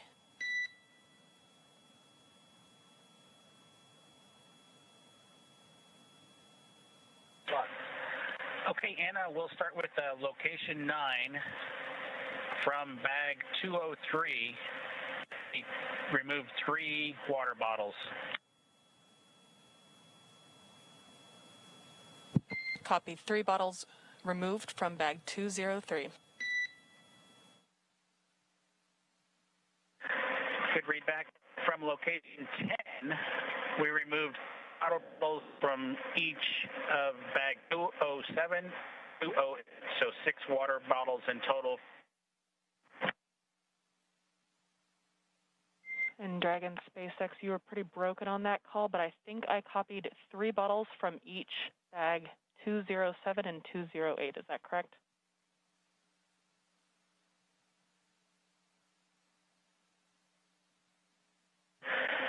That is a good readback, Anna. I copy.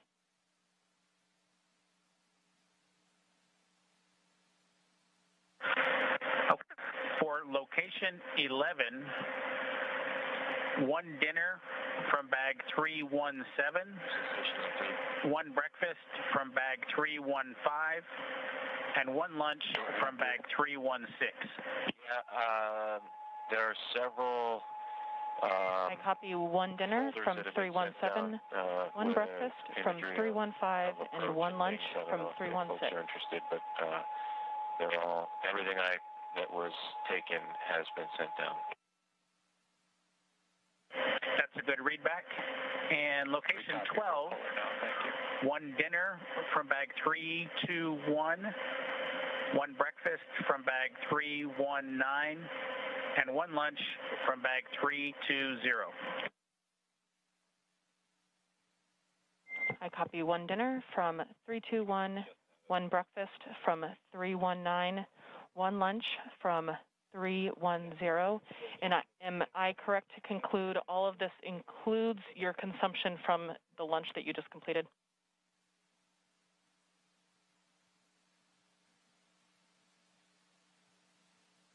That's correct, Anna. We've finished eating, and the lunch we just completed is a good complete list of what I've read down to you so far. The only thing we have remaining is the flush of the waste system here, and we'll do that with a water bottle and report when we do that a little bit later. Copy. That sounds like a perfect plan. Thank you so much.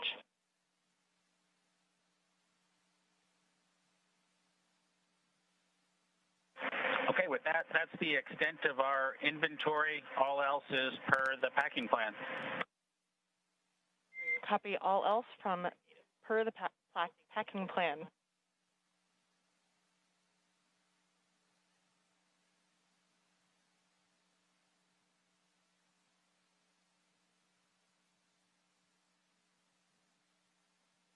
This is Mission Control Houston. You've seen Chris Cassidy, International Space Station Commander, do much of the setup, but he does have two crew members on board, both Russian cosmonauts. Next to him right now is Ivan Wagner, rookie space flyer that was on the same Soyuz spacecraft that Chris Cassidy launched on from the Baikonur Cosmodrome just a little more than a month ago. Also on board is Russian cosmonaut Anatoly Ivanishin.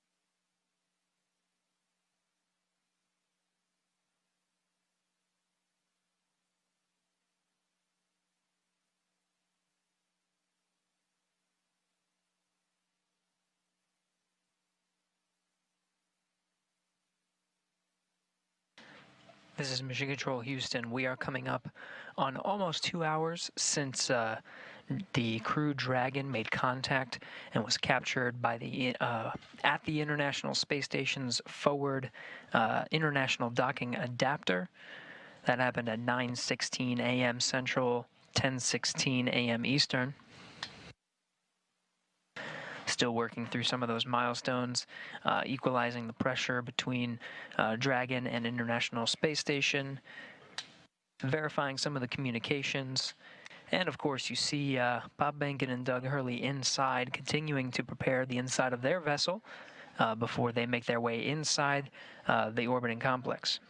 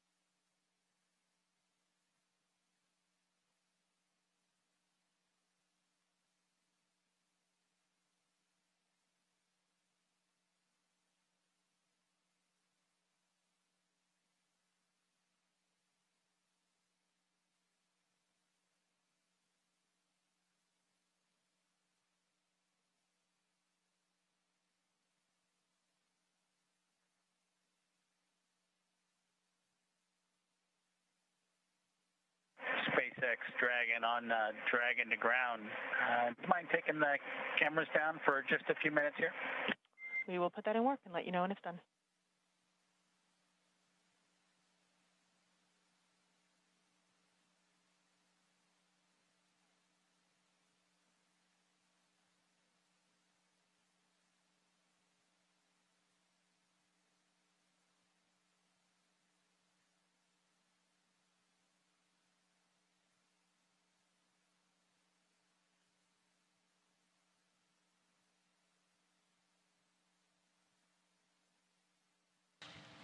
This is Mission Control Houston. You heard the call from Bob Behnken, Joint Operations Mission Commander of the Demo 2 mission, taking down some of those video feeds. We're still waiting for some of those milestones to pass before actually opening the hatch. The Dragon crew continuing to get themselves ready before opening the hatch. Chris Cassidy on the other side, just preparing some of the camera views, making sure everything's set there, done even a little bit ahead of time. We do have confirmation that there is a good data connection path between Dragon and the International Space Station. Some of those checks underway next.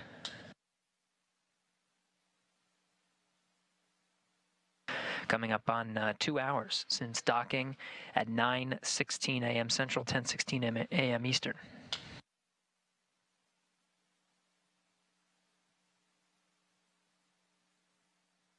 Space Station on 3.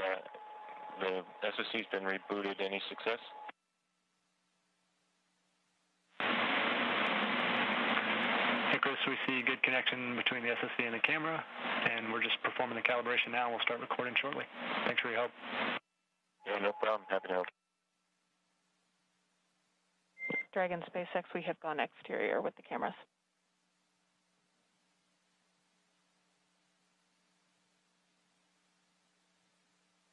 Dragon copy, thanks.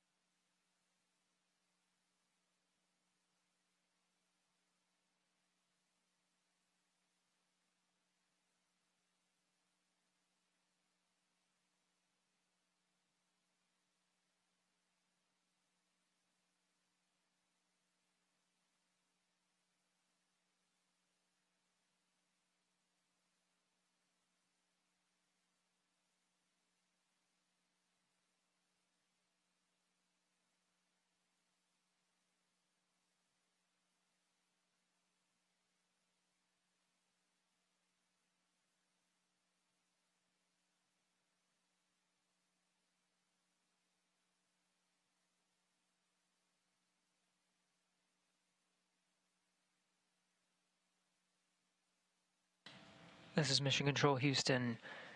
Again, you're getting a look at the inside of the International Space Station. That's NASA astronaut Chris Cassidy, commander of Expedition 63. Continuing to get some of those cameras configured for hatch opening. Many milestones already passed after docking at 9:16 a.m. Central, almost 2 hours ago at this point.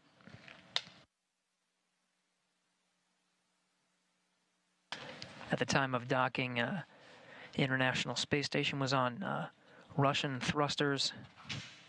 After contact and capture was moved over to control moment gyro, stabilization and attitude control, now back to its standard configuration of thrusters and control moment gyros. After an umbilical connecting Dragon to the International Space Station was established, we did get confirmation of good power flowing from the International Space Station to Dragon. Dragon now relying on station power. We did get confirmation of good data transmission. And of course, the teams here on the ground, both here in Houston and in Hawthorne, troubleshooting some of the communication to make sure that is ready to go prior to hatch opening. Pressurization between International Space Station and Dragon brought up to the same pressure, 14.7, the same we would find here on Earth. Leak checks are next to confirm the pressure is stabilized between the two vehicles. You see the hatch just on the other side of Chris Cassidy there. That's the hatch to the pressurized mating adapter. There's two more hatches once you go down that hatchway. One is to the international docking adapter, and the other is the hatch of Dragon itself.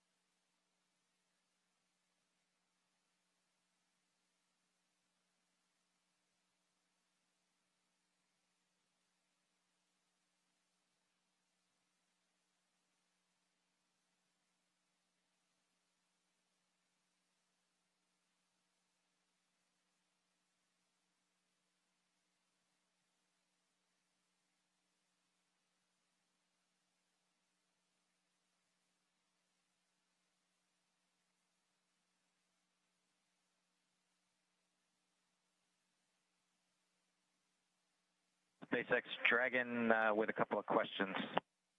I am here and ready to copy. Hey, Anna.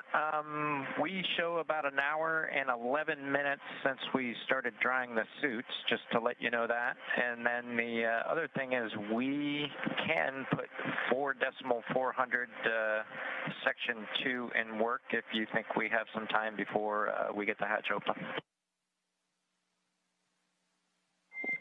We copy. You are go to stop drying your suits and turn off that suit fan at this time. Let me get you words on that waste system flush.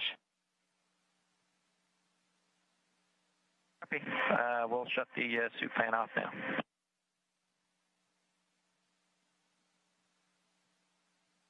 In Dragon SpaceX, we are about a half hour prior to hatch open, so you are go to do that waste system flush if that sounds good to you at this time.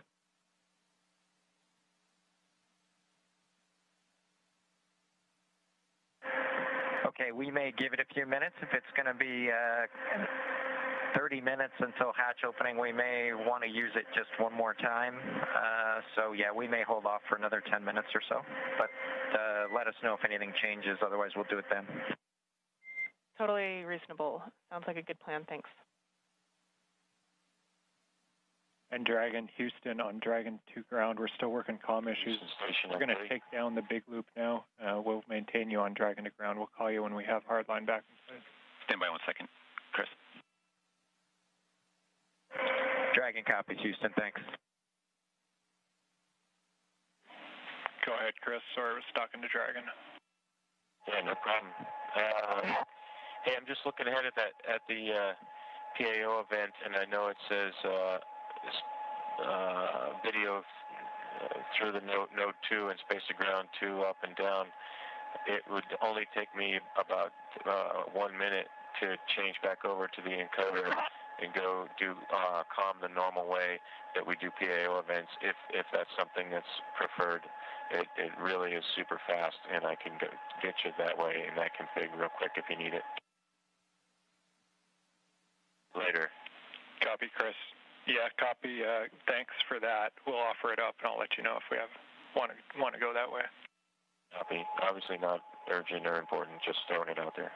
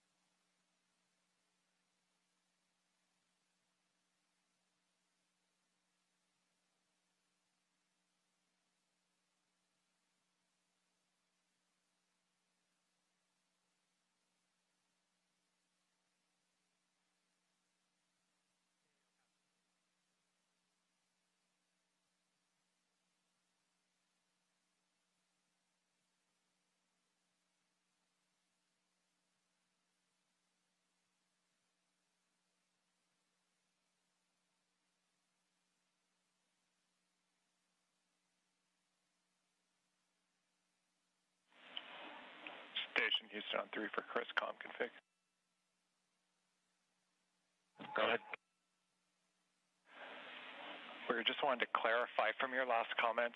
We show it as being in the standard config, whereby you're going to be coming down over the camcorder HD mic, and we'll be going up over space to ground 2, and that's what we're intending. Did you maybe just? We might have missed your intent in your previous remarks. Is that what you had in mind? No, I had, like we do all other PAO events, we talk, we hold the handheld microphone that is going through the clip-on mic transmitter to the clip-on, through the camera, and then the audio comes down through the encoder. That's how we typically do PAO events, so I could go back to that config if you need, super fast, or if you want to do it this way where we're talking on space to ground 2, that's fine too. I don't care. Just throwing it out there because it's different than we normally do PAO events.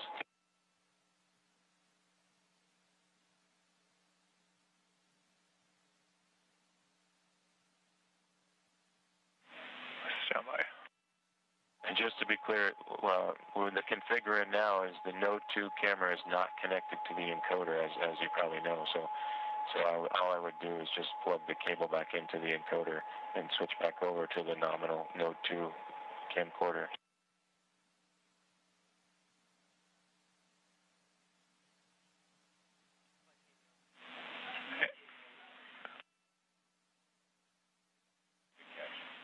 And Chris, that is clear.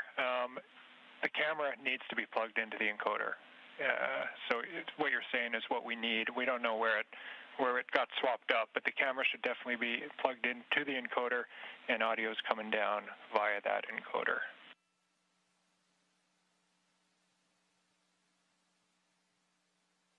Okay, so yeah, we'll just use it on the. I guess what I was thinking is going back to one without a battery and not be dependent on the battery, and going back over to the nominal cable, which includes power. I just get a little leery about relying on these batteries. Copy. We have Photo TV online, so we're talking to them on the phone right now. Stand by one.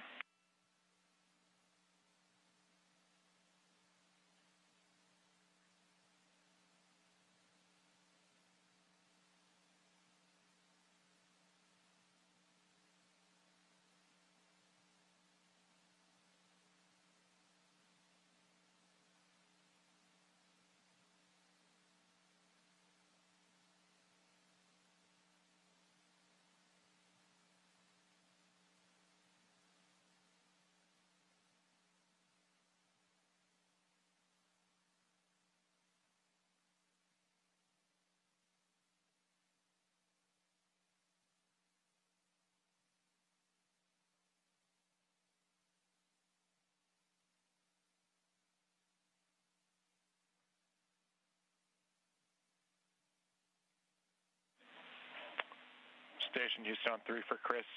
Microphone and the free float camera both connected to the encoder. Does that clear it up?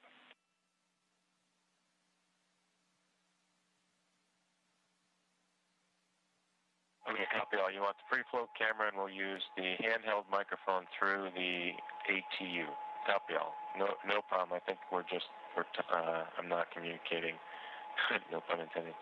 But I think we're in a good config now, and I won't swap over to the nominal Node 2 camera.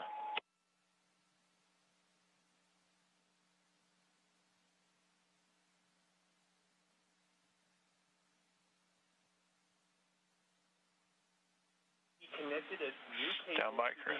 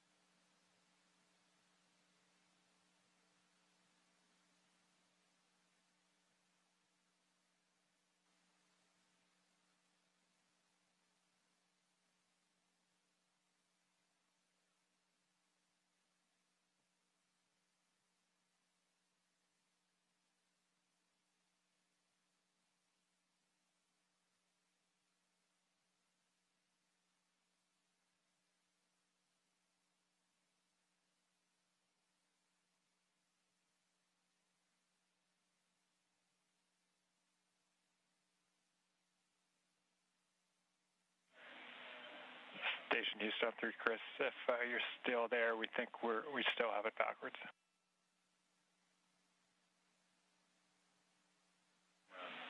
So I see you look. Yeah, I see in the video now. So we still have PAO on the line. Sorry for the confusion, but I think this much is clear.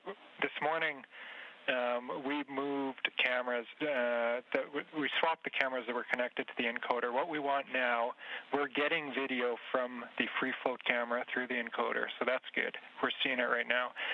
What we need, just relaying here, is your lapel mic. That has to go through that new free float camera, so that your mic connects to the free float camera, and then that audio comes down through the encoder. Does that make sense?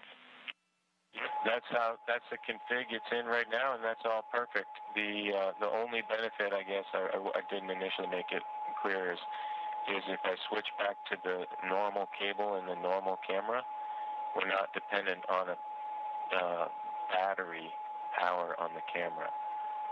I just am worried that throughout this whole event, we're gonna that all of a sudden the battery's gonna go out.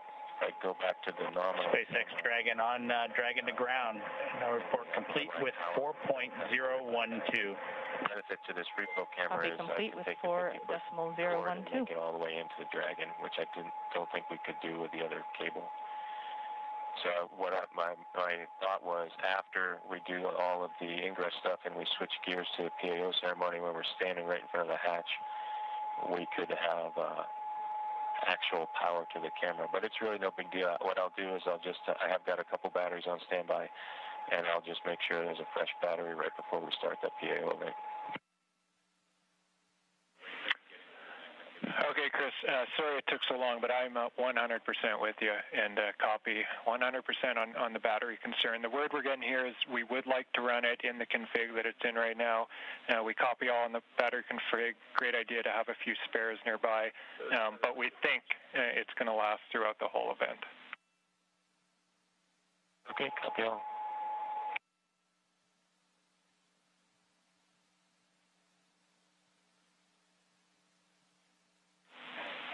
And Station Houston on 3 for Chris. With that out of the way, you have a go when able for your 1615 activity.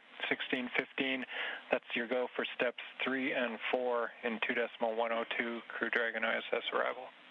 Okay, 1615 activity, inward.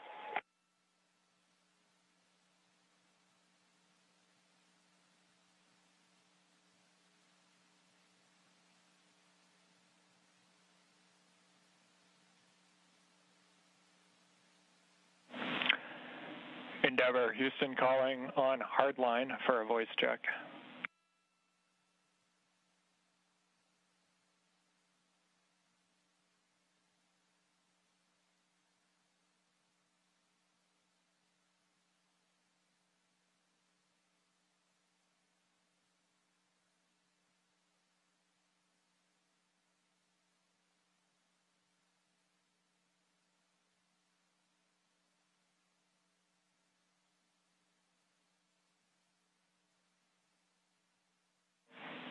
Endeavor, Houston calling via hardline for a voice check.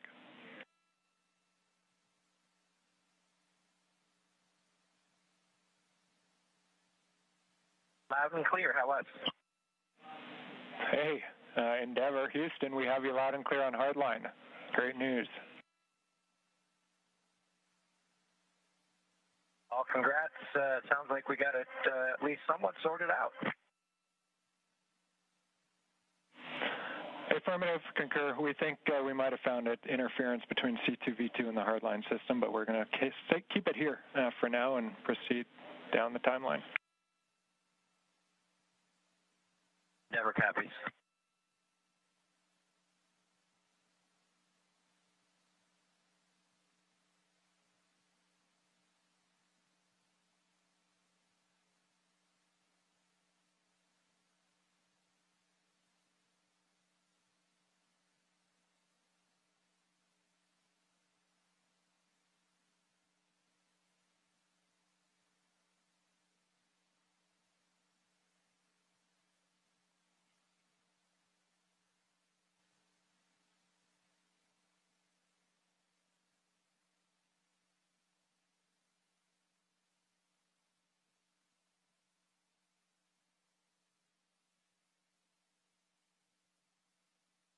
Houston on 3, hey, can you back me up on the PDT?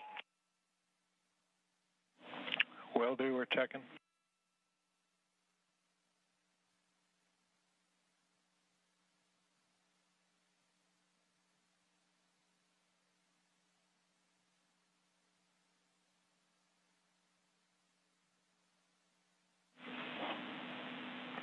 Station Houston on 2, Chris, TPT is good. You're going to continue. Copy, thank you.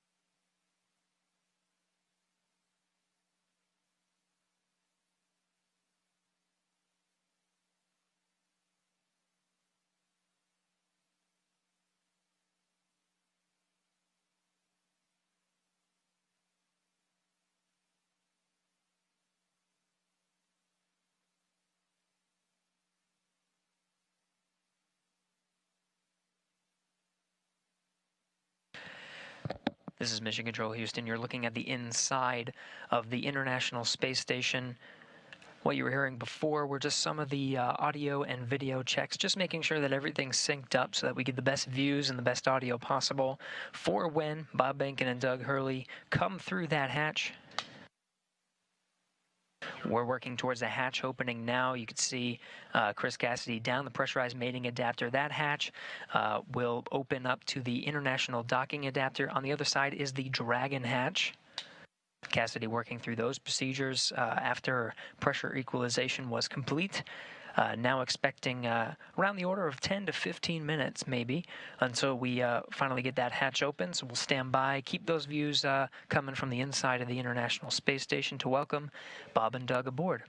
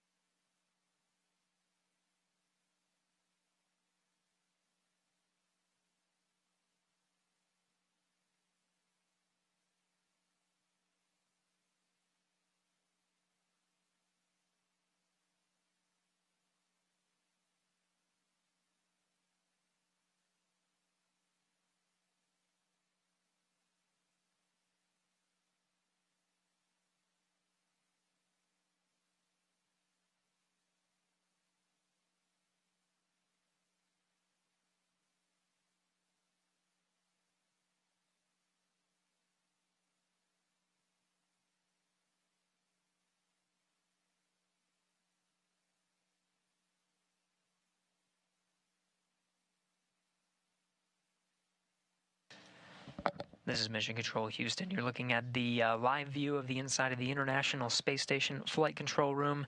The team here, Orbit 2 team, led by Flight Director Scoville, is working through the intricate process of making sure everything is ready to open the hatch and welcome Bob Behnken and Doug Hurley aboard the International Space Station.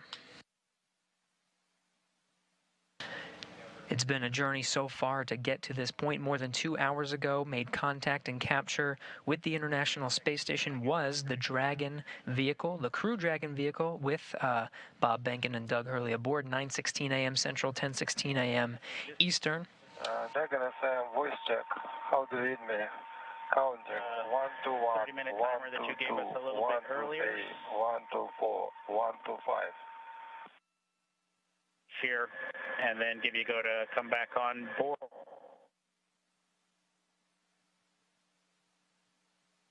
In Dragon SpaceX, you were pretty broken in that previous call. Houston stations with ground 2. I don't hear Dragon. I think you're being summoned by the Russian crew.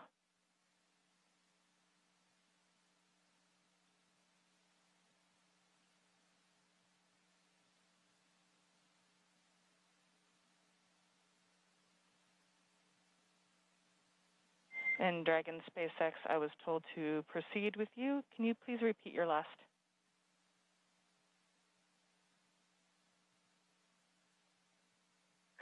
Yeah, Anna, just wanted to double check with you to make sure you had copied our last and that we were still good on that estimated timer that you gave us for 30 minutes. It looks like we've got about 10 minutes left. So we'd like to pick up in section 2 of 4.400. Checking.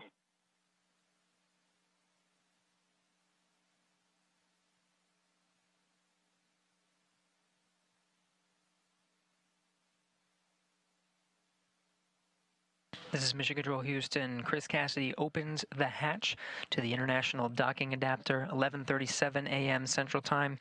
Station and Dragon flying together, 267 statute miles over the South Pacific. This is a view from the camera at the forward end of Dragon. 20 minutes until Dragon hatch open, and the APAS hatch was just opened.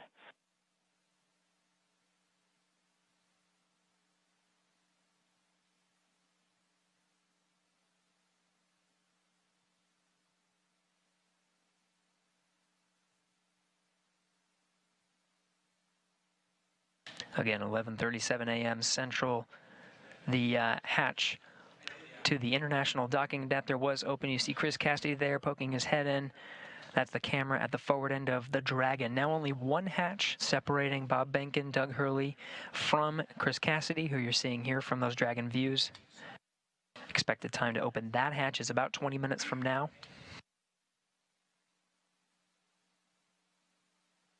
We'll report that time to you and expect to do a welcome ceremony at 12:15 a.m. Central Time,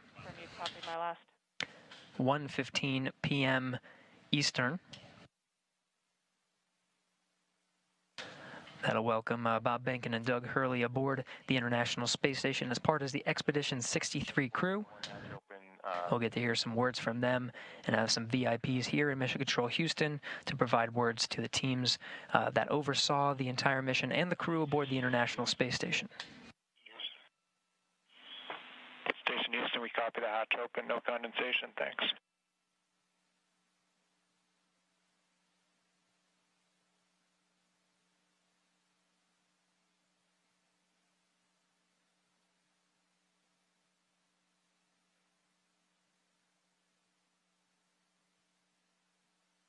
Dragon SpaceX on Dragon to ground, comm check.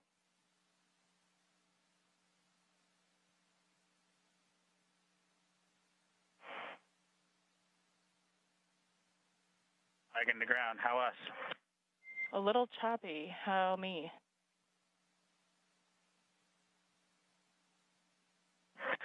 You are loud and clear. We'll put section 2 of 4.400 in work.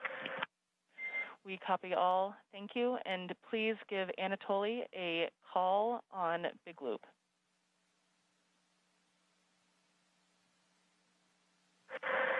Okay, we'll call Anatoly on the Big Loop, and I'd also like to report 2 bottles of water consumed from location 9, bag 204. Location 9, bag 204, and to confirm that was for the waste system flush.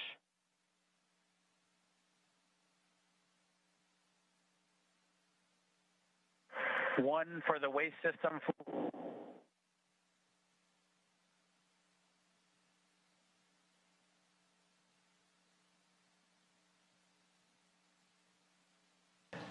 Chris Cassidy, removing that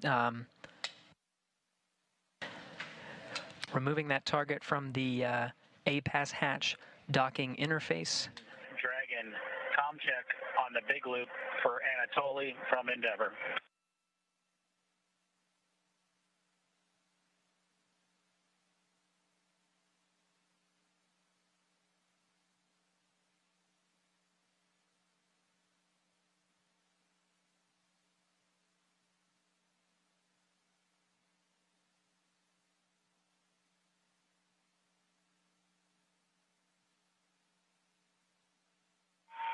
Dragon SM, voice check. How to read me? Counting. 1 to 1, 1 to 2, 1 to 3, 1 to 4, 1 to 5. Anatoly, Endeavor has you loud and clear. How copy? Copy system. They have you loud and clear. Good to hear your voice.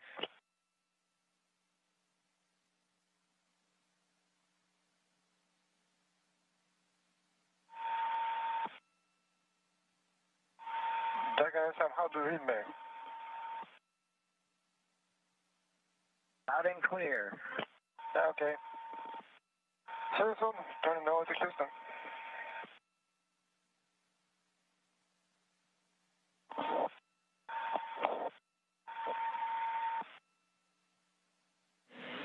And all players from Houston, that completes the comm checks. Thank you. Copy. Okay.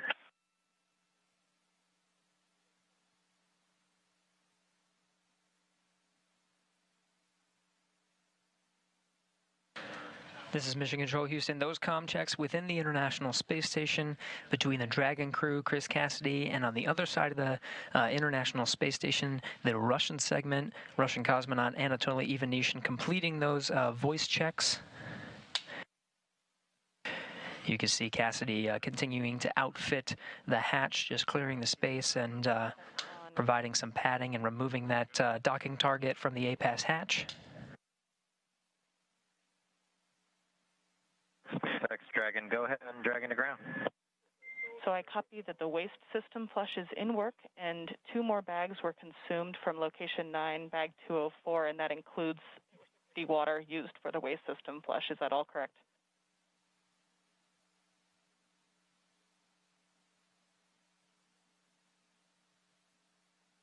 From bag 204, one of which Bob is in the process of consuming, and the other will be for the waste flush. That is correct. Perfect. Thanks for clarifying. And secondly, do we have your permission to come back on board with video? Negative. We're going to need about 2 minutes. We're just wrapping up ops here right now. Copy. 2 more minutes. We will await your confirmation.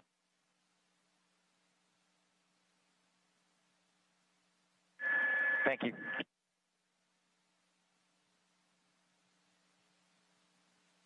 Still getting views from the infrared camera that's located right at the center of the Dragon hatch, looking at Chris Cassidy, International Space Station Commander, outfitting that hatch, getting ready for Bob and Doug to arrive. You're hearing communications over Dragon to ground. That was Bob Behnken and Doug Hurley on the other side of that hatch, inside the crew Dragon vehicle, finishing up their operations on the inside for that hatch opening, expected in about 10 to 15 minutes.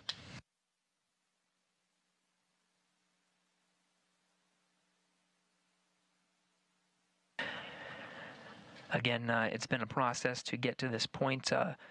Just about 2.5 hours ago, docking to the International Space Station was Bob Behnken and Doug Hurley aboard the first commercial American vehicle to dock to the International Space Station with crew aboard.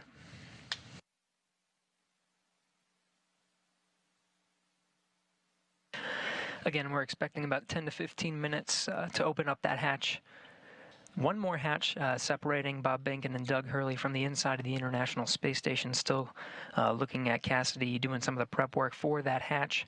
We'll get some great views that Cassidy set up over the past few hours to capture this historic moment today. Be sure to stay tuned in at 12:15 p.m. Central Time, 1:15 p.m. Eastern. We'll start a welcome ceremony, officially welcoming Bob Behnken and Doug Hurley aboard the International Space Station to join the Expedition 63 crew.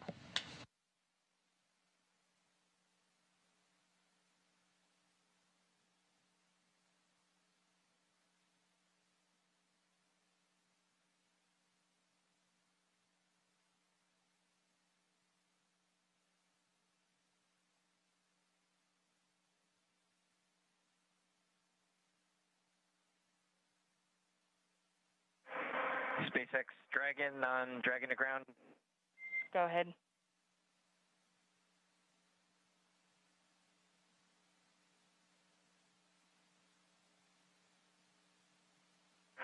Anna, you're clear to come on board. Copy. Clear to come on board, and thanks for your patience with the comm. We are in an orientation that's creating some blockage to receive your comm on Dragon to ground. Yeah, we figured that was it. No problem. That's part of the deal. Chris Cassidy giving a wave, eagerly awaiting Bob and Doug to come aboard. Just behind him, you see Anatoly Ivanishin and Ivan Wagner, Russian cosmonauts of Expedition 63 standing by. We'll be able to come aboard Dragon here in a sec, get some views from the crew Dragon.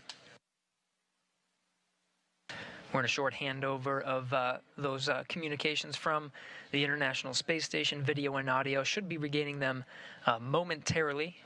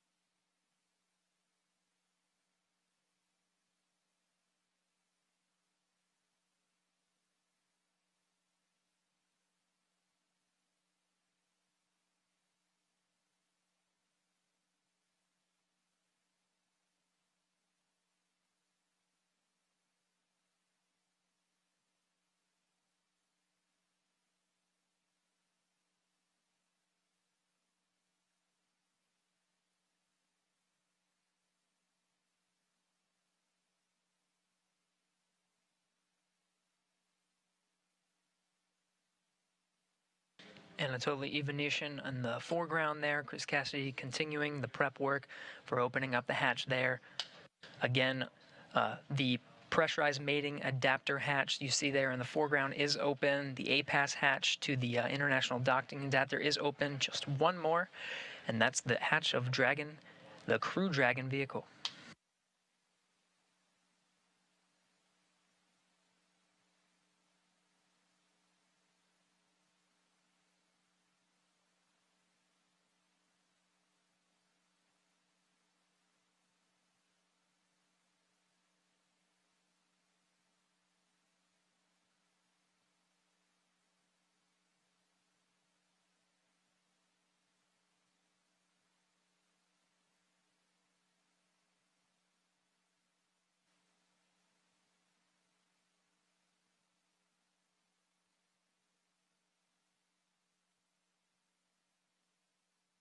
Houston Station, space to ground 2. Station is ready for Dragon hatch equalization. Station Houston copies. Dragon call ready when you're able.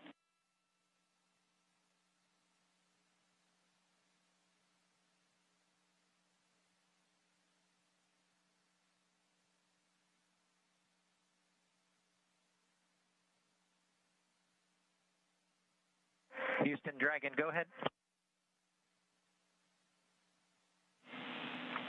And Dragon, Houston, just looking to confirm that you're ready for hatch equalization.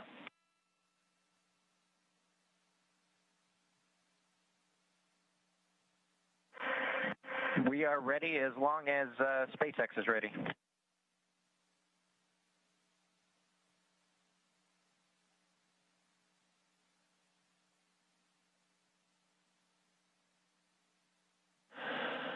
Okay, station and Endeavour, stand by for equalization. We're putting it in work. Expected equalization time, 4 minutes.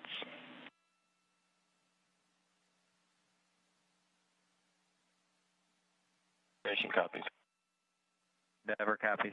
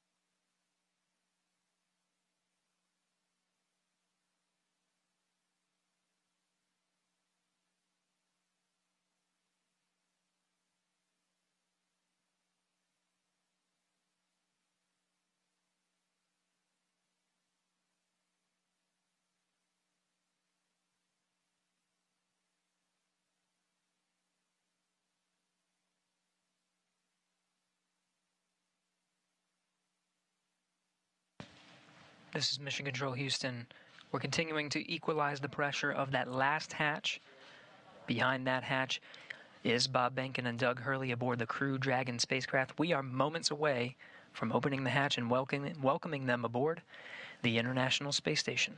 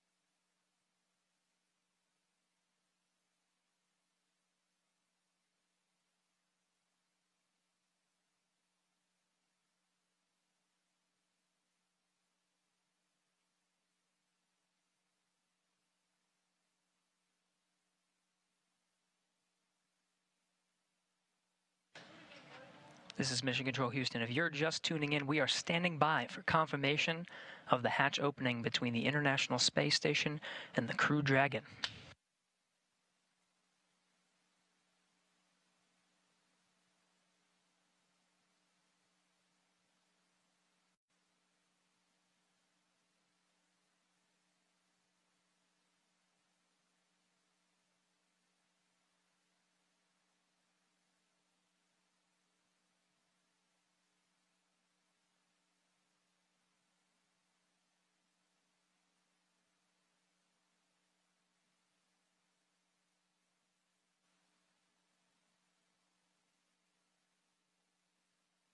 There's the hatch to the Crew Dragon. Seeing Doug Hurley through the glass on the other side.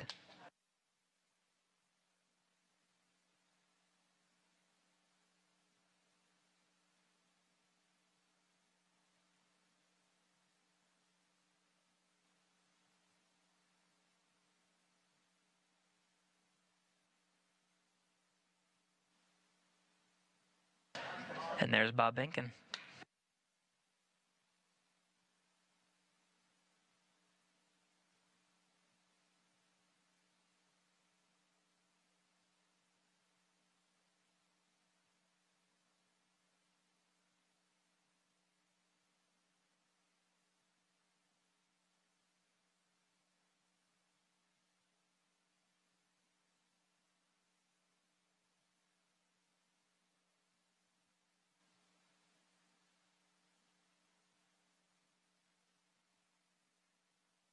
Still equalizing that pressure between the Crew Dragon and International Space Station, just moments away.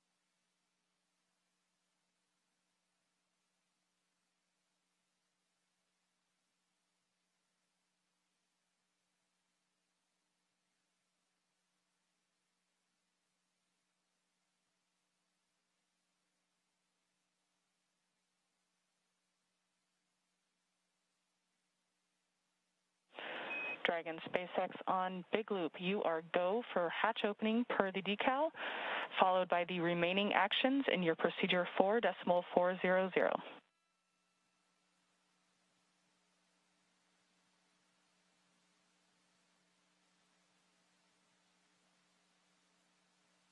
Dragon copies, go for hatch opening and remaining steps in 4.400.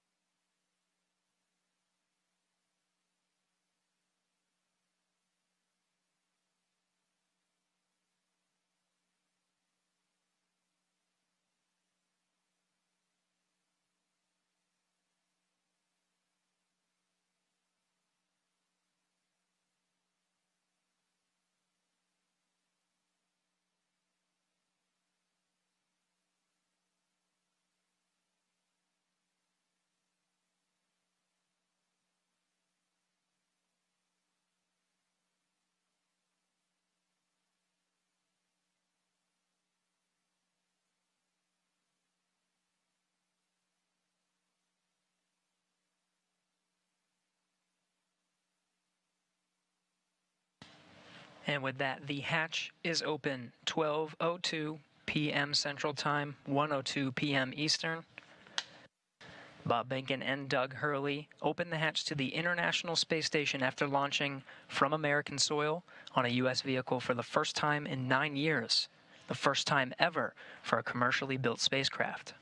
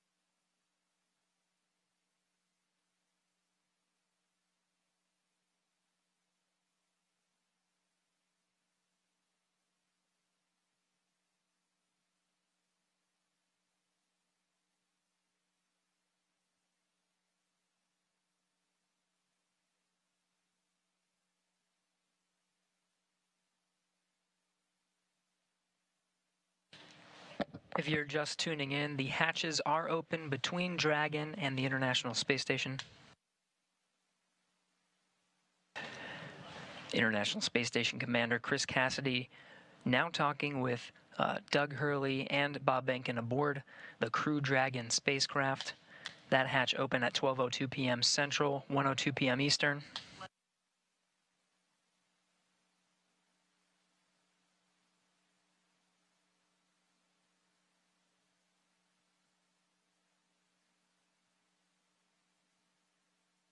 SpaceX Dragon on the big loop. The hatch is open in 5.54.400. How copy?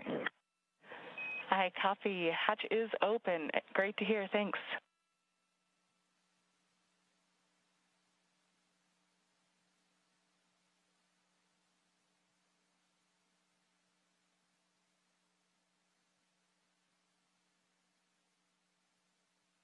And SpaceX Dragon in 5.9, we're going to exit out of 4.400 and transition to 2.102 Crew Dragon ISS arrival through the hatch opening. I copy. With that, I understand you are complete with 4.400 and will follow along with you as you transition to the ISS procedure.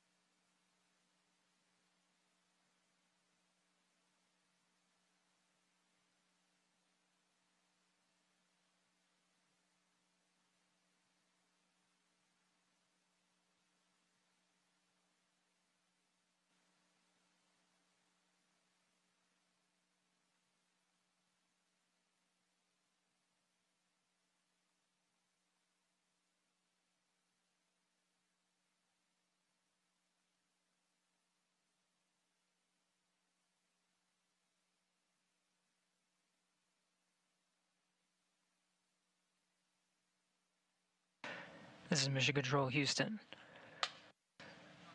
The crew of Demo 2 just performing a few closeout duties. The hatches are open. They were open 12:02 p.m. Central Time. We're moments away from the Dragon crew aboard Demo 2 to enter the International Space Station.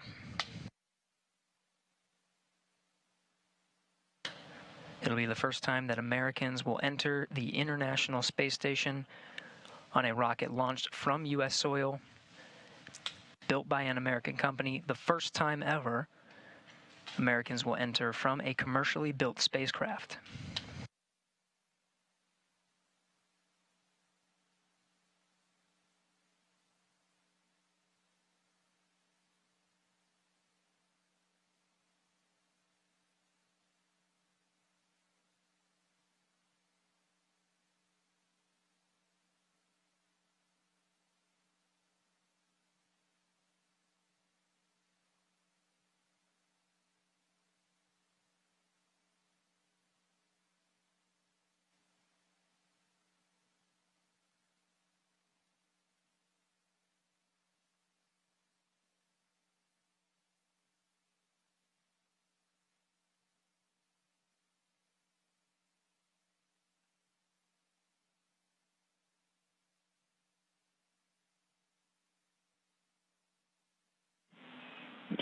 Station Houston on Space Ground 2 for Chris.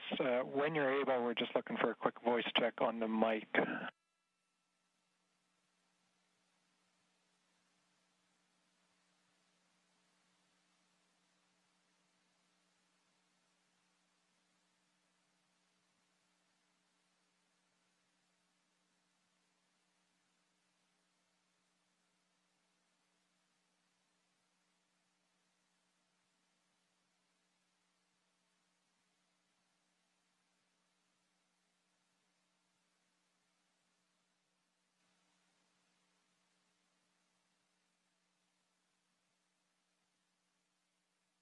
Station Space Ground 2, go ahead. Chris, we were hoping we could voice check the mic just before starting the PAO event.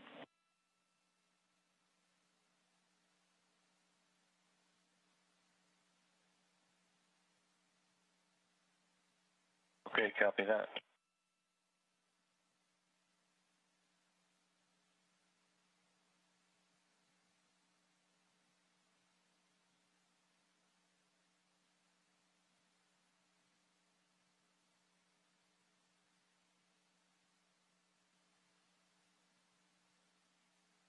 Houston Dragon on the big loop in step 6.1 of 2.102. IMV duct installation is complete. Go for IMV fan activation. Houston copies, go for IMV fan activation. That's in work.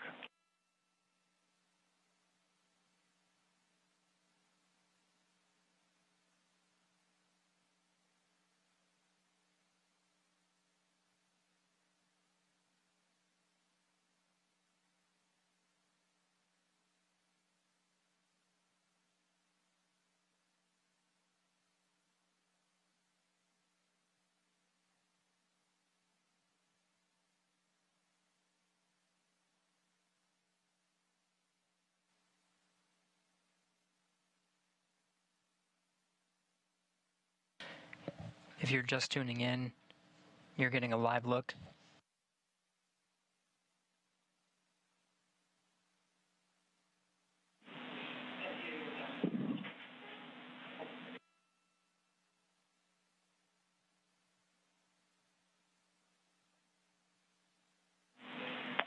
Station Houston on two things. Chris, we did hear you over the PAO side of things. That was a good voice check. We might ask you for one more. And then for the Dragon crew, you also have a go for 6.3. That's opening the location 23 and checking for debris. Dragon copies 6.3 in work.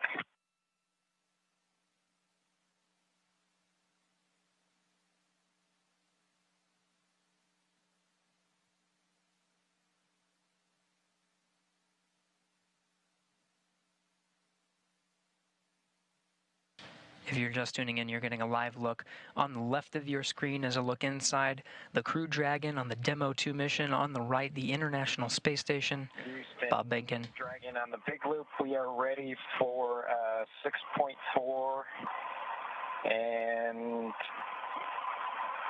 section 4 of the LIO instructions.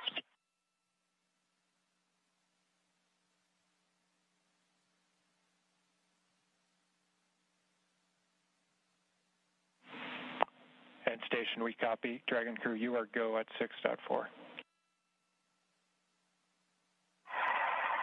In work.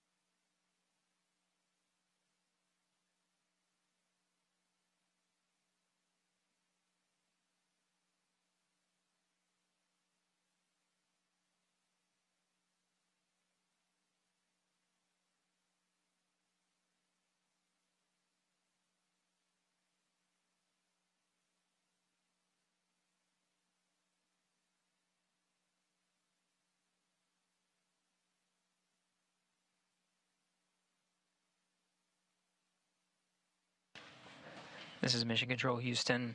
You're getting a live look at the inside of the International Space Station, losing video communication from the International Space Station. It will only be momentary. We'll have those views back to see Bob Behnken and Doug Hurley enter the International Space Station. When they do, it'll be the first time that humans will enter through this hatch for the first time in 9 years.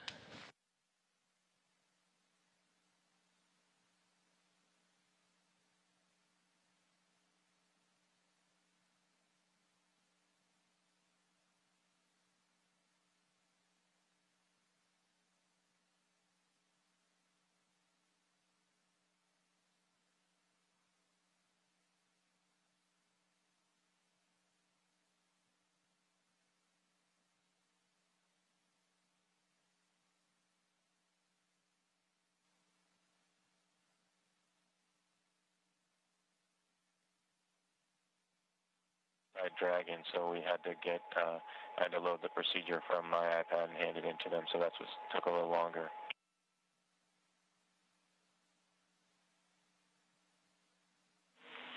We copy, Chris.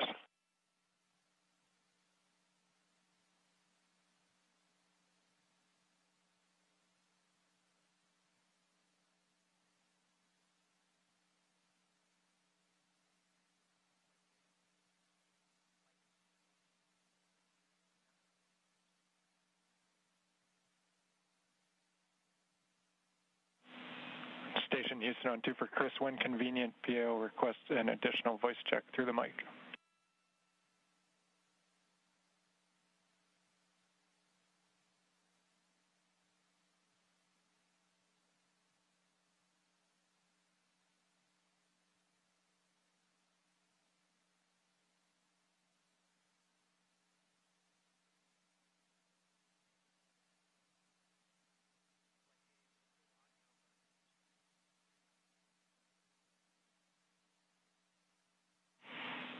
And Chris, we're not hearing you in MCC. We are apparently getting it through to PAO. Just stand by.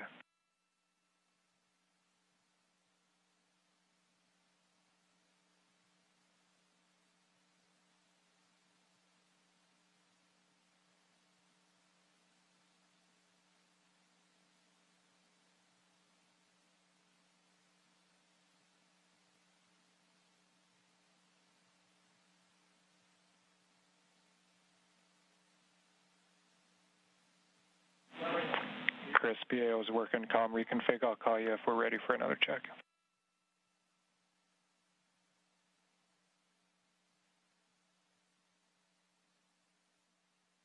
Houston and SpaceX Endeavour in 6.5 LIO cartridges sealed and installed. SpaceX copies.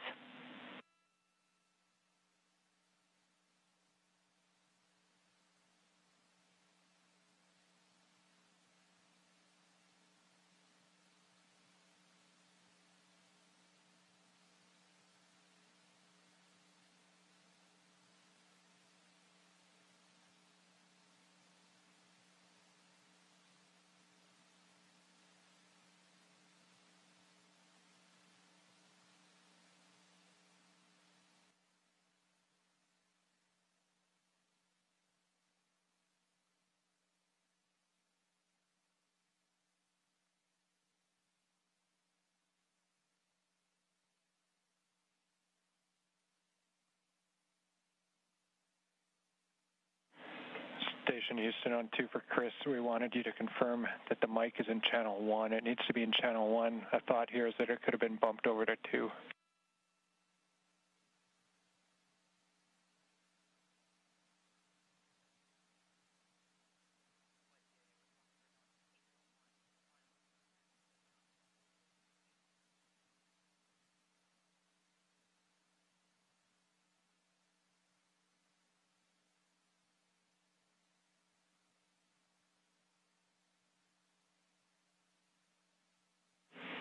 And Chris, we see you trying. We're still not hearing you in MCC. We're working on it.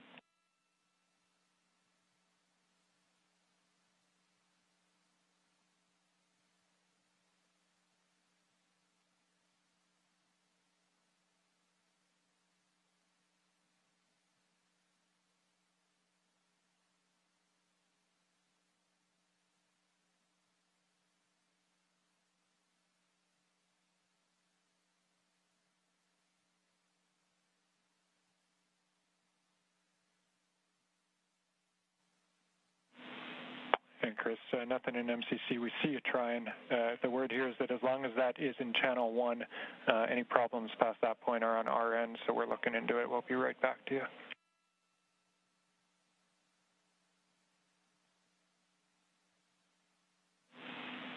Station Houston, we're ready for another voice check through the mic.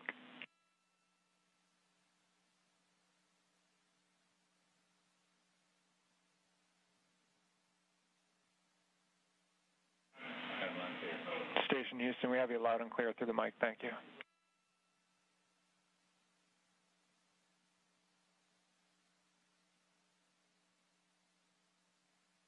SpaceX Dragon on the big loop in 7.1. SpaceX here.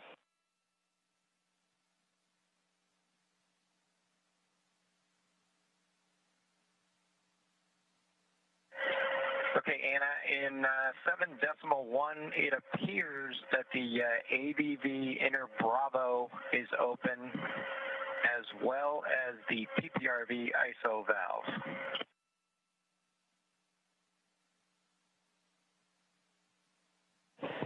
I copy that AVV inner Bravo appears to be open, as well as PPRV ISO valve.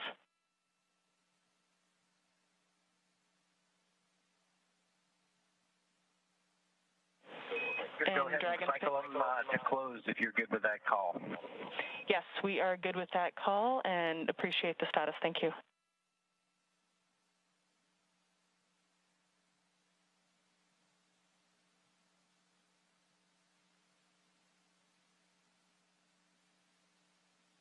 This is Mission Control Houston. If you're just tuning in, hatches were open at 12:02 p.m. Central Time. We are moments away from Bob Behnken and Doug Hurley entering the International Space Station.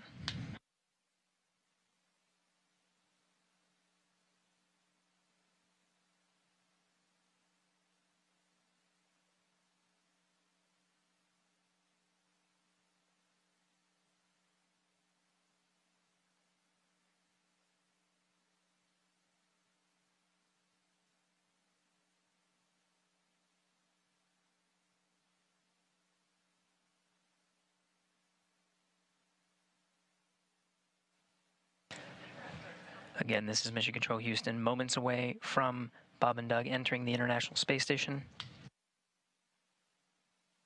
Shortly after they enter, we will conduct a welcome ceremony. There will be VIPs here in Mission Control Houston, Ficker 1. Looks like they're all closed visually now. We are in 8.3 for both SpaceX and Houston. Dragon arrival configuration is complete. SpaceX copies. All valves appear closed visually now, and arrival configuration complete. Excellent to hear. Houston copies. And with that, Endeavour, welcome to the International Space Station. Please come aboard.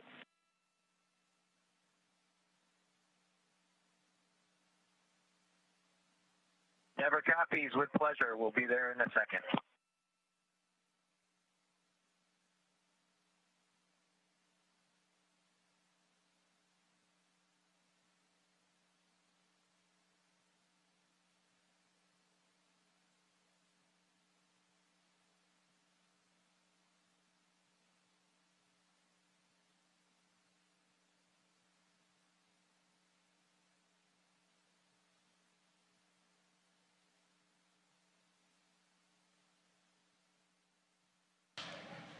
We have Bob Behnken from SpaceX Demo 2 mission entering the International Space Station.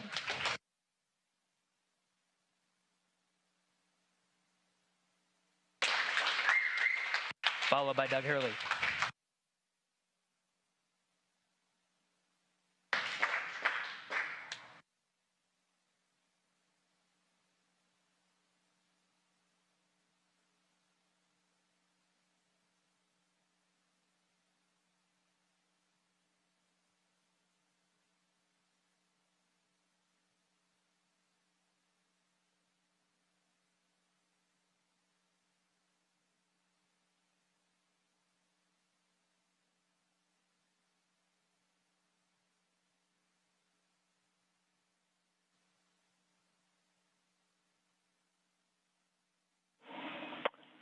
Station Houston, we see you, and it's a great-looking photograph. So thanks for that. Stand by one. We'll call you when we're ready for the event in the next few seconds. Got a whole bunch of very happy and grateful people making their way into MCC right now.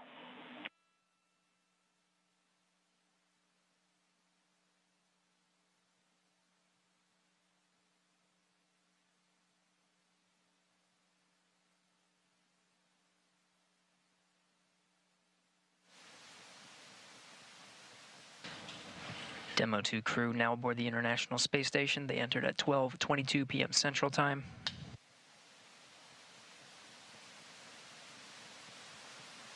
The station at the time was 262 statute miles over Turkmenistan. Crew all gathered in front of the cameras at the Node 2 forward end of the International Space Station. Just behind them is the hatchway to the Crew Dragon on this Demo 2 mission. We're standing by for a welcome ceremony. We'll have VIPs here in Mission Control Houston ready to greet the crew.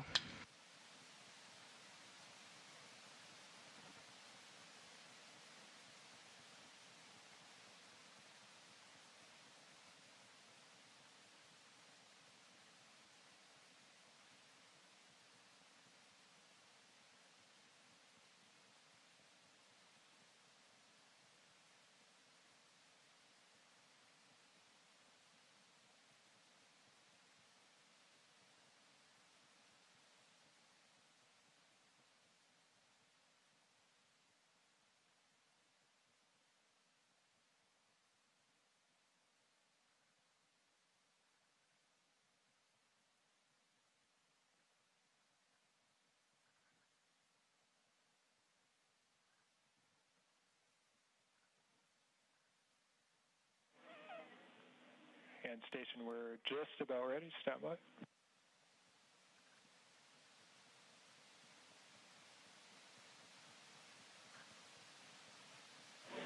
All right, station, it's Houston on Space to Ground 2. Confirm that you are ready for the event.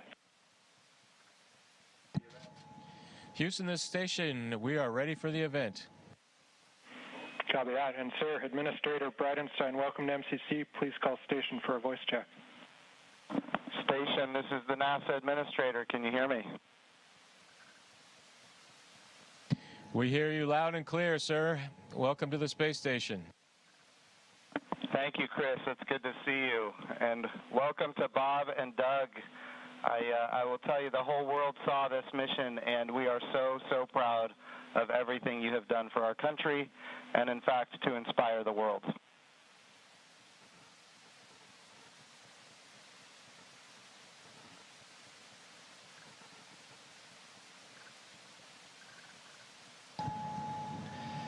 We sure appreciate that, sir. It's obviously been our honor to be just a small part of this. We have to give credit to SpaceX, the Commercial Crew Program, and, of course, NASA.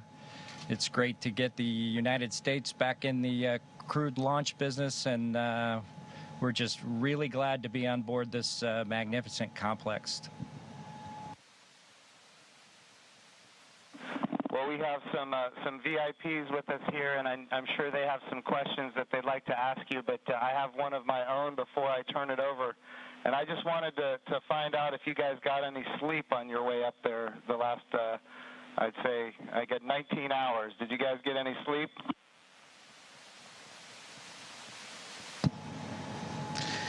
Yeah, I think a lot of folks in Hawthorne were asking the same question, sir, but we did get probably a good 7 hours or so opportunity for sleep, and I did succeed at sleep, and Doug did as well. So the first night is always a little bit of a challenge, but the Dragon was a slick vehicle, and we had good airflow, and so we had an excellent evening, and just excited to be back in low Earth orbit again.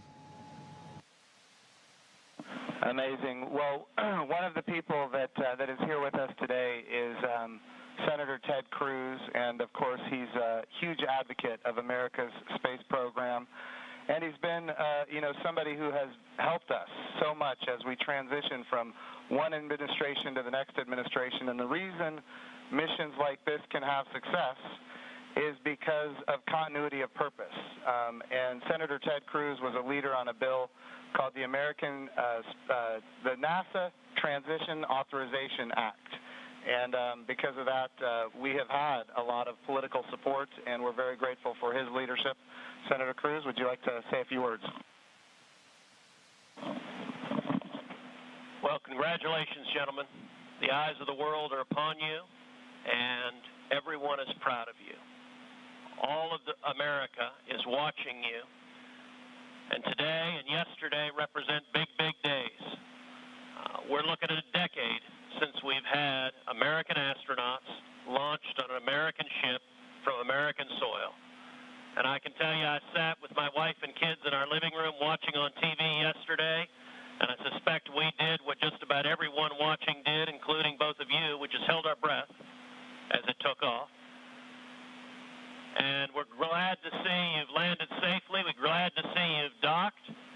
And so let me ask you, that Dragon is an amazing vehicle.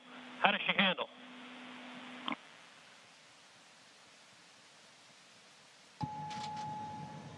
It flew just like it was supposed to.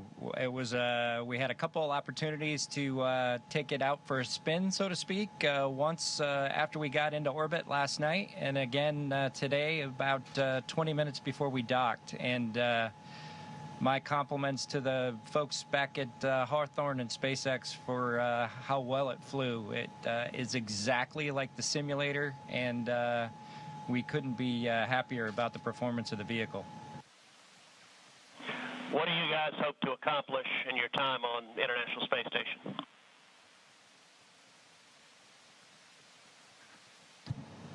Well, while we're on board the space station, of course, with the new spacecraft, we do hope to put her through her paces, and so the good ship Endeavour is going to get a lot of checkout over the next week or two here, and hopefully we'll be able to declare her operational, and Doug and I will be able to take some burden off of Chris and his crewmates, Ivan and Anatoly, so that we can keep the space station operating at its peak possibilities. So we're looking forward to contributing any way that we can, and like I said, trying to keep space station as productive as possible. As a country, we're in the midst of a tough week. We're seeing protests, we're seeing a lot of anger, we're seeing violence. And I have to say, this launch and y'all's docking is a powerful inspiration of what we can do when we come together, of the power of unity, the power of ingenuity. And so I guess the last question I would ask you is since you have the opportunity to address, in particular, all the young people in America, what would you tell them in terms of what we can do when we can come together?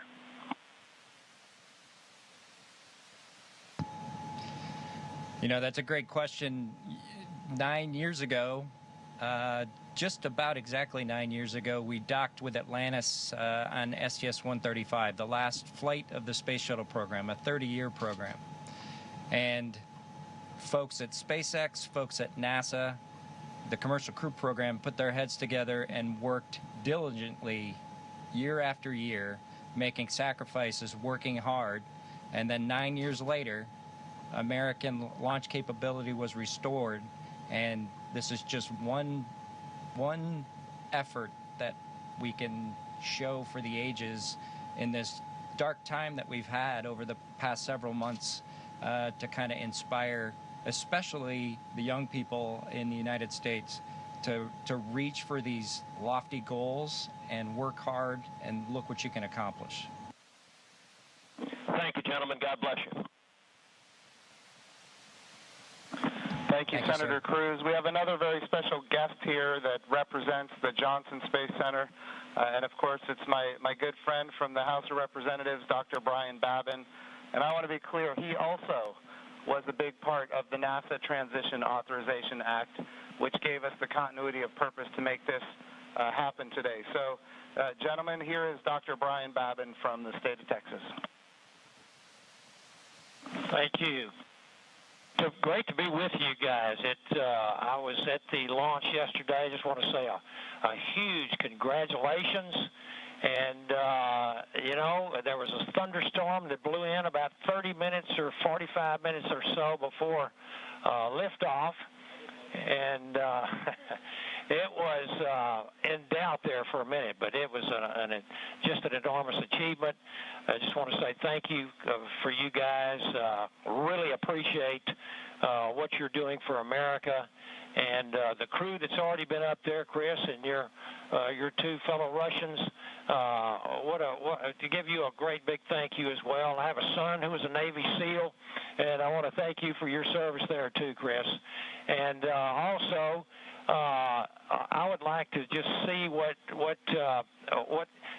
I know you've said that the craft, the Dragon, handled very well, but I want to see how it compares with the space shuttle. If one of you would address that, I would appreciate it.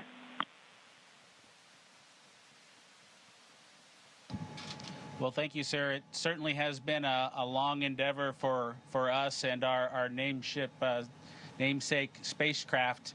We're proud to have her on board the International Space Station after all that the teams around the country and across America have done to get us here today. As far as a comparison with the space shuttle, both Doug and I took a few minutes while we were accomplishing the approach and docking to, in our spare time, talk a little bit about it. We were surprised a little bit at how smooth things were off the pad. The space shuttle is a pretty rough ride heading into orbit with the solid rocket boosters. And our expectation was, as we continued with the flight into second stage, that things would basically get a lot smoother than the space shuttle did. But Dragon was huffing and puffing all the way into orbit, and we were definitely driving or riding a Dragon all the way up. And so it was not quite the same ride, the smooth ride, as the space shuttle was up to MECO. A little bit less G's, but a little bit more alive is probably the best way I would describe it. Anything else, Doug? No? Sounds good. Bob, what is MECO?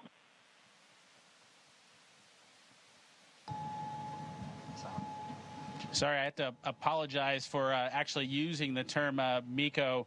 It's a little bit confusing between the space shuttle and the Dragon vehicle. So it's a main engine cutoff is what MECO stands for. Those happened at different times in flight for the two vehicles. For the space shuttle, that was when you were all the way in orbit. For Dragon, that was just a little bit after 2 minutes. And then we had the single engine cutoff for second stage when we achieved orbit. So that time under the single engine under Dragon with one engine was more of an experience than the shuttle was for that 6.5 minutes or so that we were under that second stage motor. Well, I would just like to say, in fact, Doug, did you have something you wanted to add there? I met your mother and father yesterday, Doug, and great folks. They're very, very proud of their son.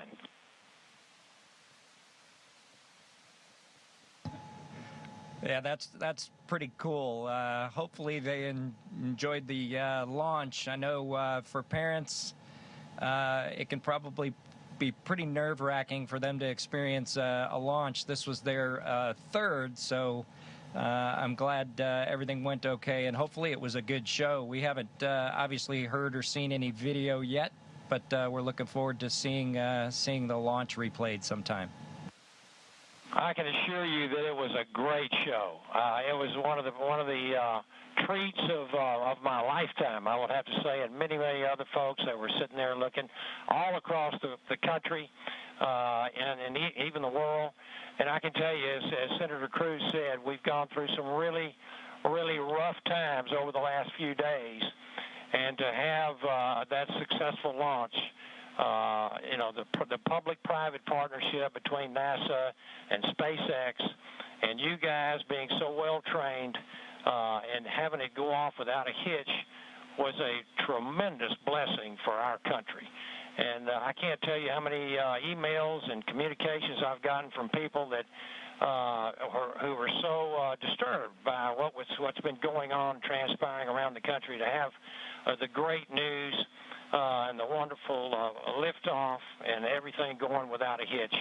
So I just want to say God bless both of you. Thank you so very much. Bless the rest of you folks up there as well. We thank our Russian partners.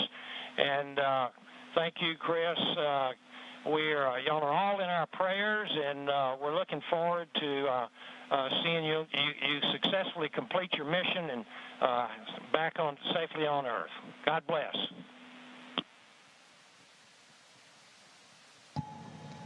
Thank you very much. Yeah, and just so you guys are aware, the show was in fact spectacular. The ratings on NASA TV beat everyone else. Not just some of them, it beat all of them, and that includes, just so everybody is aware, the whole world saw this. It trended #1 on Twitter. It was the #1 thing talked about on social media in general. This was an amazing moment, and it represents a transition in how we do space flight from the United States of America. NASA is not going to purchase, own, and operate rockets and capsules the way we used to. We're going to partner with commercial industry for access to low Earth orbit, and those partnerships are going to enable our providers to get customers that are not NASA and drive down our costs. And we're going to have numerous providers that are competing on cost and innovation and safety. And we're going to have more access to low Earth orbit than ever before. And this business model, now that it's been proven on commercial resupply of the International Space Station, now commercial crew to the International Space Station, this model is going to apply, and I know Senator Cruz has this near and dear to him, when we go to the moon. And of course, when we go to the moon, it's going to be done because of the great people here at the Johnson Space Center and so many other centers across the United States of America. But when we go to the moon, we're going to land on the surface of the moon with commercial landers. And of course, we're very proud of the Commercial Lunar Payload Services Program being managed right here out of the Johnson Space Center as well, so that we can take small payloads to the surface of the moon. And all of this is leading up to an amazing day where we have humans living and working for long periods of time on the surface of the moon, but doing it with a purpose. And that purpose, of course, is to go to Mars. Humanity is going to explore more and be able to go further than ever before because of the public-private partnerships. We all know that if the government is creating the demand and the government is creating the supply, we will always be limited. But when we have partners that are interested in exploring commercially and doing the things that are necessary, to get capital investment, then we're all going to end up better. So I want to just say the whole world saw this. This is a new era in human space flight, and we are so grateful for the service of not just our 2 astronauts that embarked on this mission, but the 100,000-plus people that participate in it, in this mission, everything from the suppliers to the main contractors, to the NASA team, the SpaceX team. What an amazing day for our country and, in fact, for the world. I'm going to turn it over for a second to my deputy, Jim Morehard, who's been a great deputy at NASA.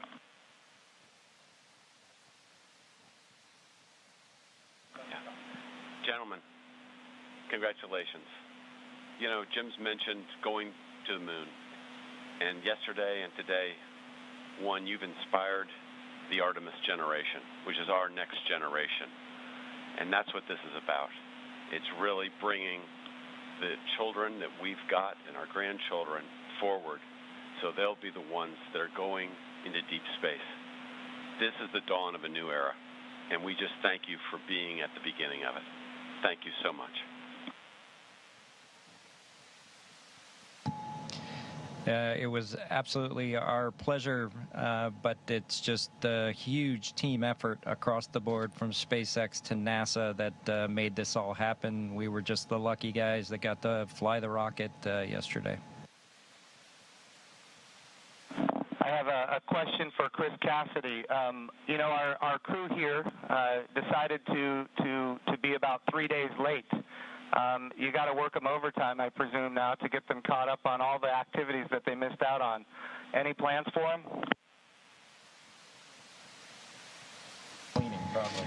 Well, the day they missed out on was a good one for them to skip. It was Saturday house cleaning, but I took care of it for them. We'll catch up next weekend. But in all seriousness, we've got a few things to take care of tonight. Make sure we're all safe and we know the plan in case something bad happens. And then we're looking forward to some operational stuff later in the month. Maybe we'll get outside and do some spacewalks. And our efforts in these coming weeks will be in that effort. So we're all super excited to have 2 more crewmates to the Expedition 63 team. Awesome. And of course, here in Houston, this is the home of the astronaut office, and the Johnson Space Center is led by Mark Geyer, and I'm going to turn it over to Mark for a few comments. Thank you, Jim. Hey, it's great to see all of you there. Good to see you, Bob and Doug. I know we talked a few days ago. You look a little taller than I remember you. And but I also want to thank Anatoly and Iman and of course Chris for what you guys have been doing since you all arrived. And I know there's been a ton to do, and you've been really busy, and I appreciate that. So I also like this visual of our international partnership. We have had a tremendous partnership with Roscosmos, and we will continue to do so. But it is nice to see crew arrive from this side of the space station. So that was pretty cool after 9 years. I did have one question for Chris, though. What might you do to ensure that Bob and Doug stay longer? Do you have any strategy there?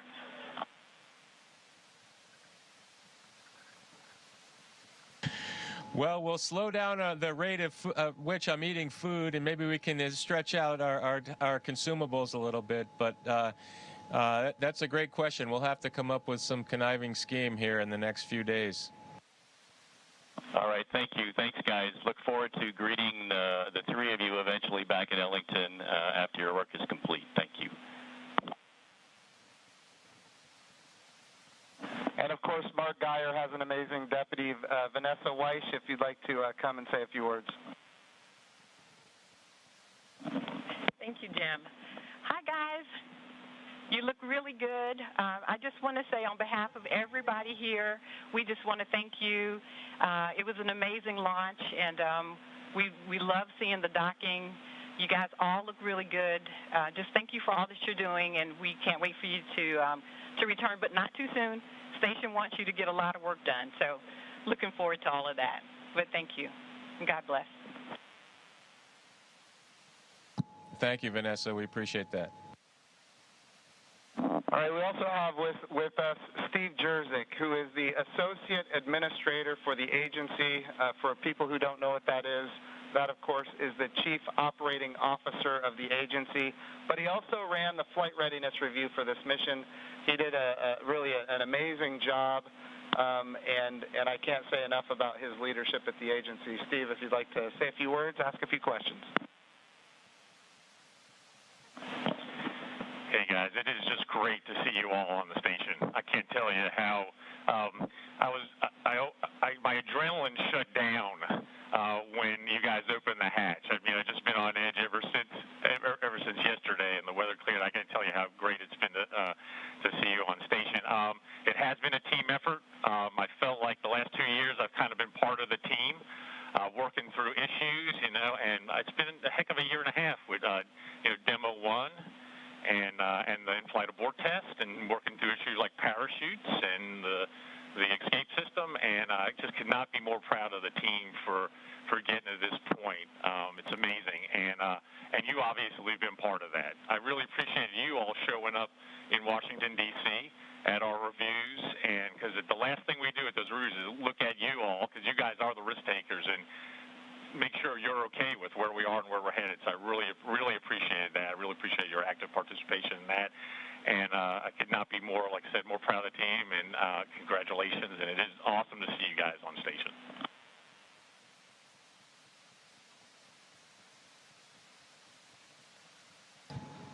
Well, thank you, sir. We're just proud to be a part of the team that got to bring spaceflight back to the Florida coast. I appreciated the comment earlier that it was nice to see a vehicle come to the forward portion of the space station, but I'll tell you what, that's the only way Doug and I know how to do it.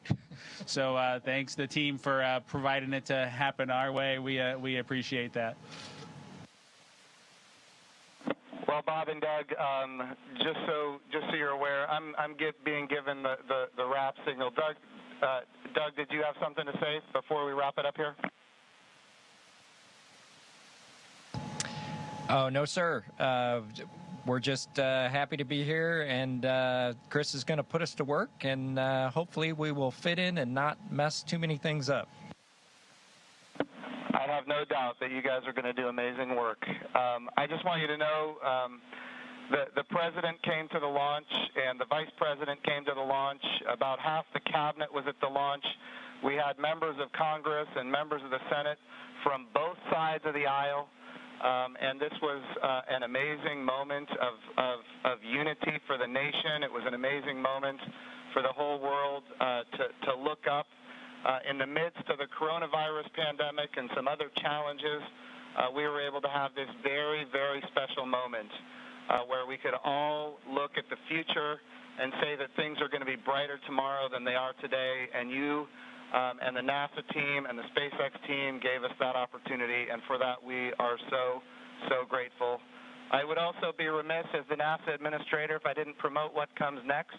And of course, this is the beginning. We are now launching to low Earth orbit again, but we will soon be going to the moon. We will be going to the moon sustainably with commercial partners and international partners. We're going to use the resources of the moon to learn how to live and work for long periods of time. Ultimately, we're going to take all of that knowledge and we're going to go to Mars. And of course, this time when we go to the moon, we go with a very diverse, highly qualified astronaut corps that includes women, which is why we call the program Artemis, named after the twin sister of Apollo, and she, in Greek mythology, was the goddess of the moon. This is the beginning. There is so much more to come, and I'm glad that our representatives of the Johnson Space Center are here because we're going to be asking them to fund this project. And what an amazing day that you guys have given us. So thank you from not just me and the people here, but from the United States of America and people all around the world. I'm more popular on Twitter than I've ever been, and it's because of you guys. Thank you.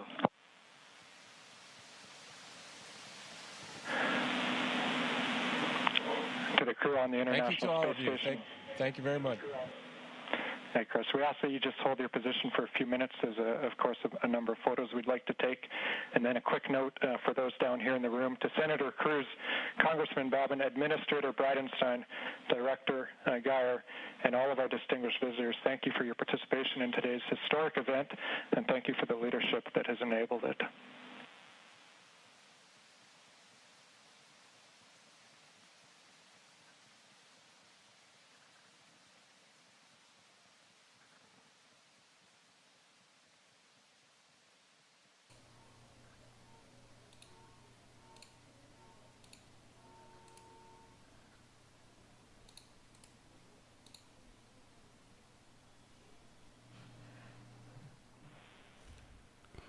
Hola, ¿qué tal amigos de Tudum News? Muchas gracias por haber sintonizado esta transmisión desde la mañana, en donde pues pudimos apreciar cómo es que esta cápsula de SpaceX se acopló finalmente después de 19 horas aproximadamente de viaje, desde que fue lanzada ayer.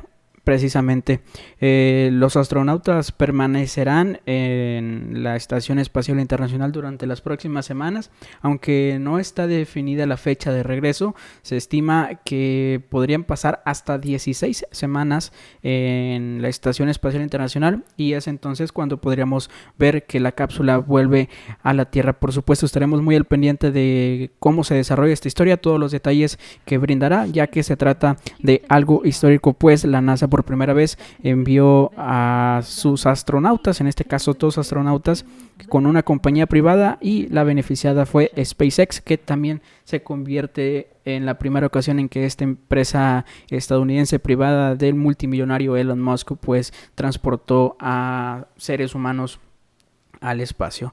Sin más por el momento, mi nombre es Rosendo Chavarría, muchas gracias por haber seguido esta transmisión, sigan al pendiente de las diferentes plataformas de Todo News, estamos en todas las redes sociales como @todomnews, nuestro sitio web www.todo.news para esta y más noticias. Muchas gracias por seguirnos y estamos al pendiente de cualquier otra noticia. Hasta la próxima.